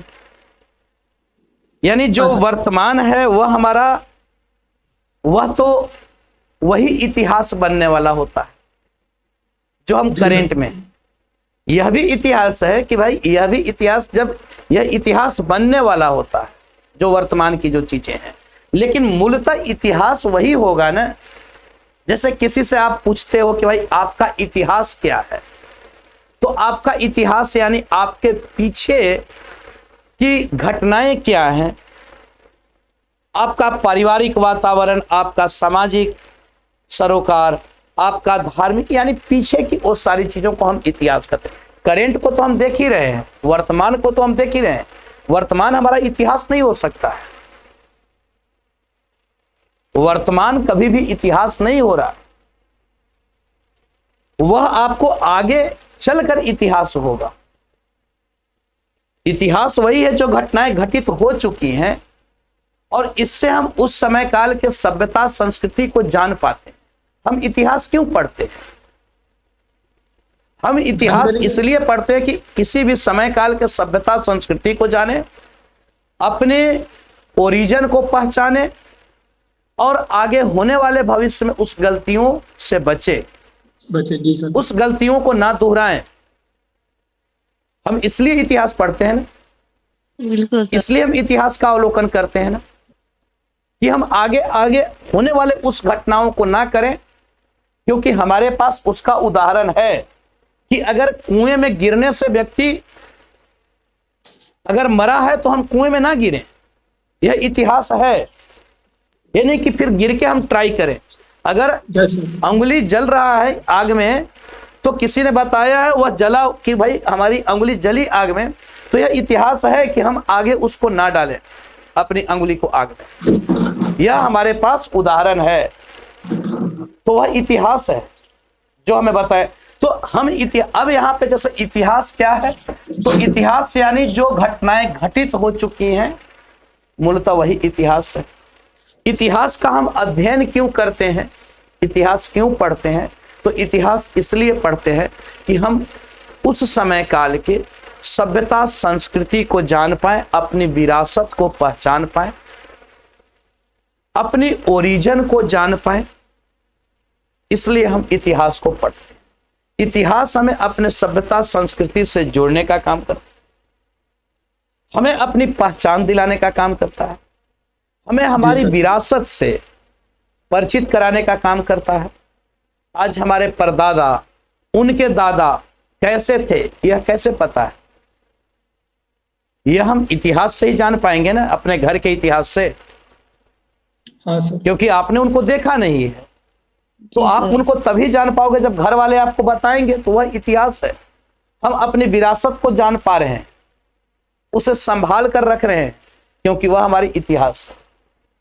इतिहास हमें आगे उस होने वाली घटनाओं से रोकता है, उस गलतियों से रोकता है। यह इतिहास है। हमें उस समय काल के समाज और अर्थव्यवस्था की जानकारी देता है, उसके विकास को दर्शाता है कि अब इससे आगे आप बढ़ो। यह इतिहास है। अगर प्रथम विश्व युद्ध हुआ तो उस प्रथम विश्व युद्ध के बाद आप देखते हो कि उस फर्स्ट वर्ल्ड वॉर को रोकने के लिए विश्व स्तर के नेता एक मंच पर उपस्थित होते हैं या नहीं होते हैं? यस सर, होते हैं। और उसके लिए क्या किया जा रहा है? कौन सी संधि की जा रही है?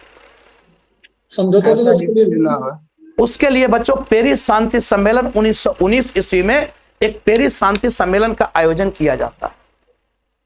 अब यह जो प्रथम विश्व युद्ध है, क्योंकि वह विश्व युद्ध है, वह केवल यूरोपीय युद्ध नहीं था, इसलिए विश्व युद्ध है क्योंकि उसमें एशिया का देश जापान भी पार्टिसिपेट कर रहा है।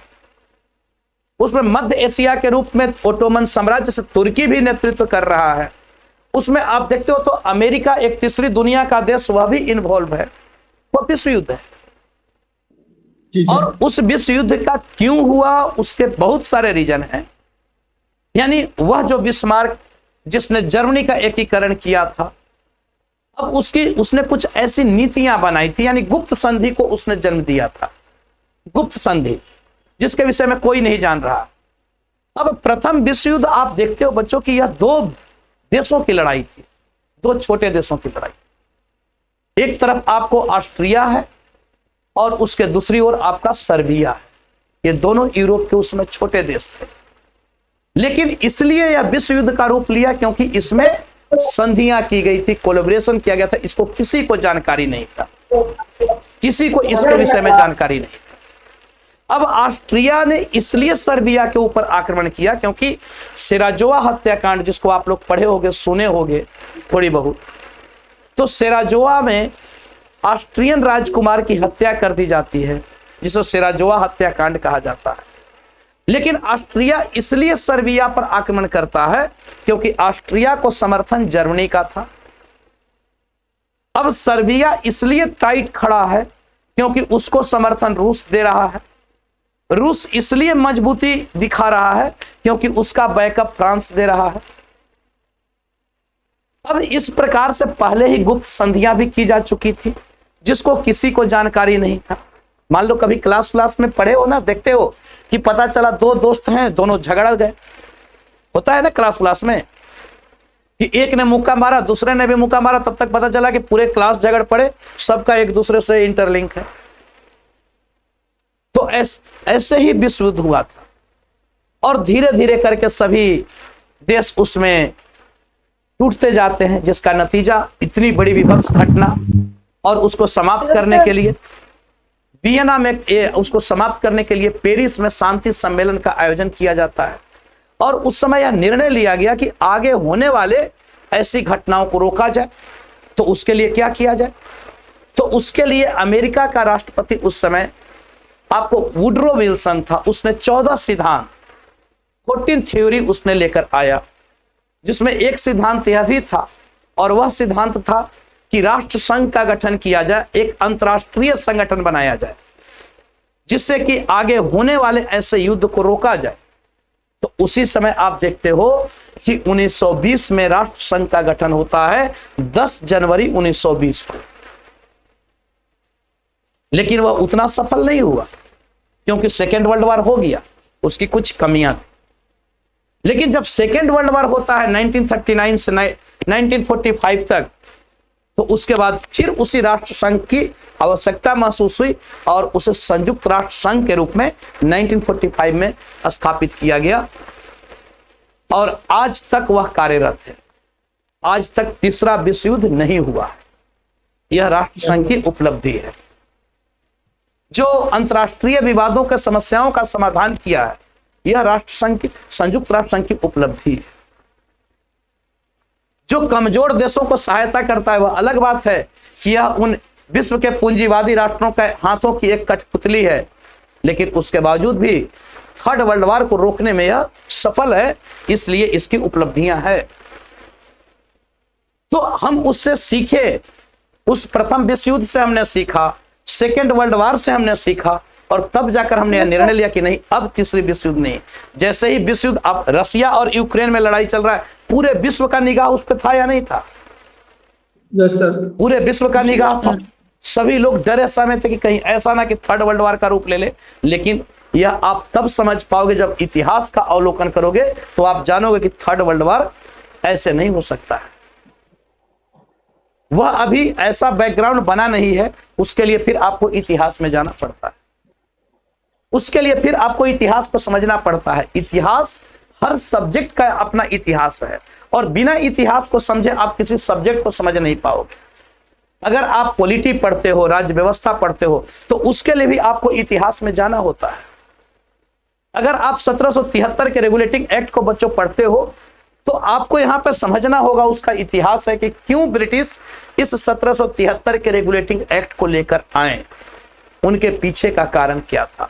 अब उनके हाथ से अमेरिका जैसा उपनिवेश निकल रहा है, भारत पर अब उनकी पकड़ मजबूत करनी है, इसलिए वे 1773 और 1784 का ब्रिटिश इंडिया एक्ट लेकर आ रहे हैं और धीरे धीरे करके कंपनी के शासन को समाप्त किया जा रहा है और ब्रिटिश शासन को मजबूती दी जा रही है। हाँ, पूछिए। सर कुछ पूछना था आपसे।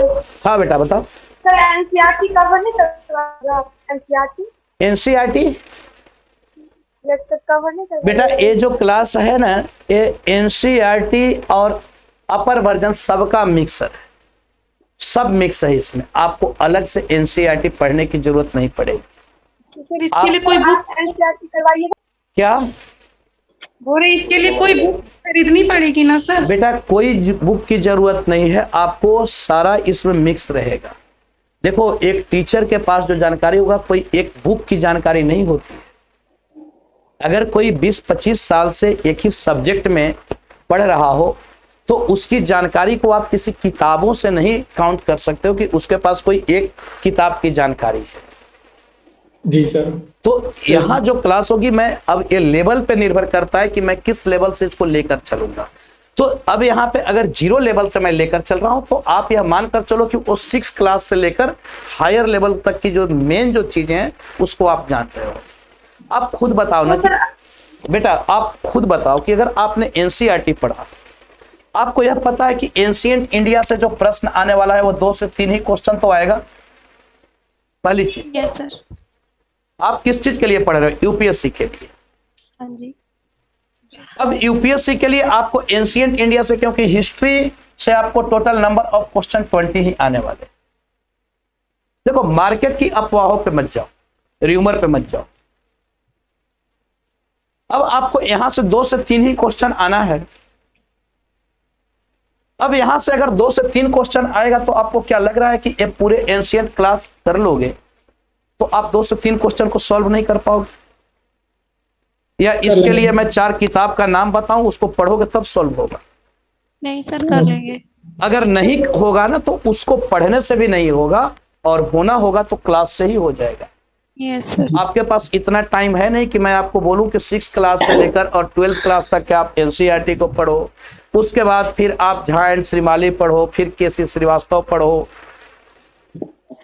उसके बाद फिर आप रोमिला थापर पढ़ो, फिर आप और 4-5 किताब पढ़ो।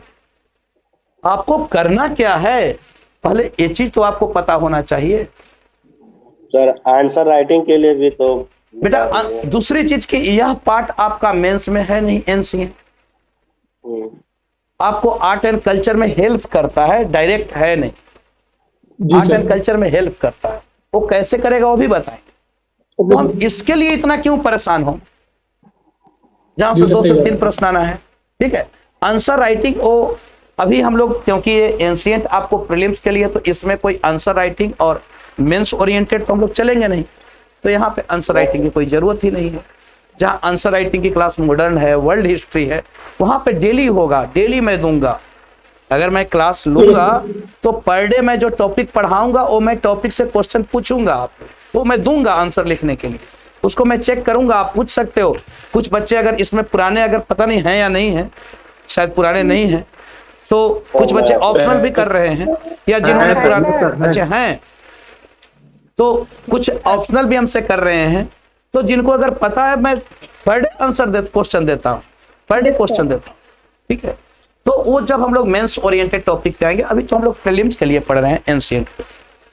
तो चलिए, और कोई पूछना, और कुछ पूछना है आप लोगों को? No sir.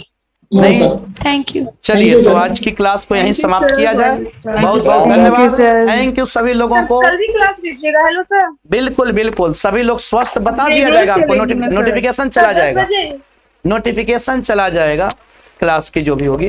तो चलिए, बहुत बहुत धन्यवाद सभी लोगों को, थैंक यू। सभी लोग स्वस्थ रहे, सुरक्षित रहे। Thank you thank you sir. Sir.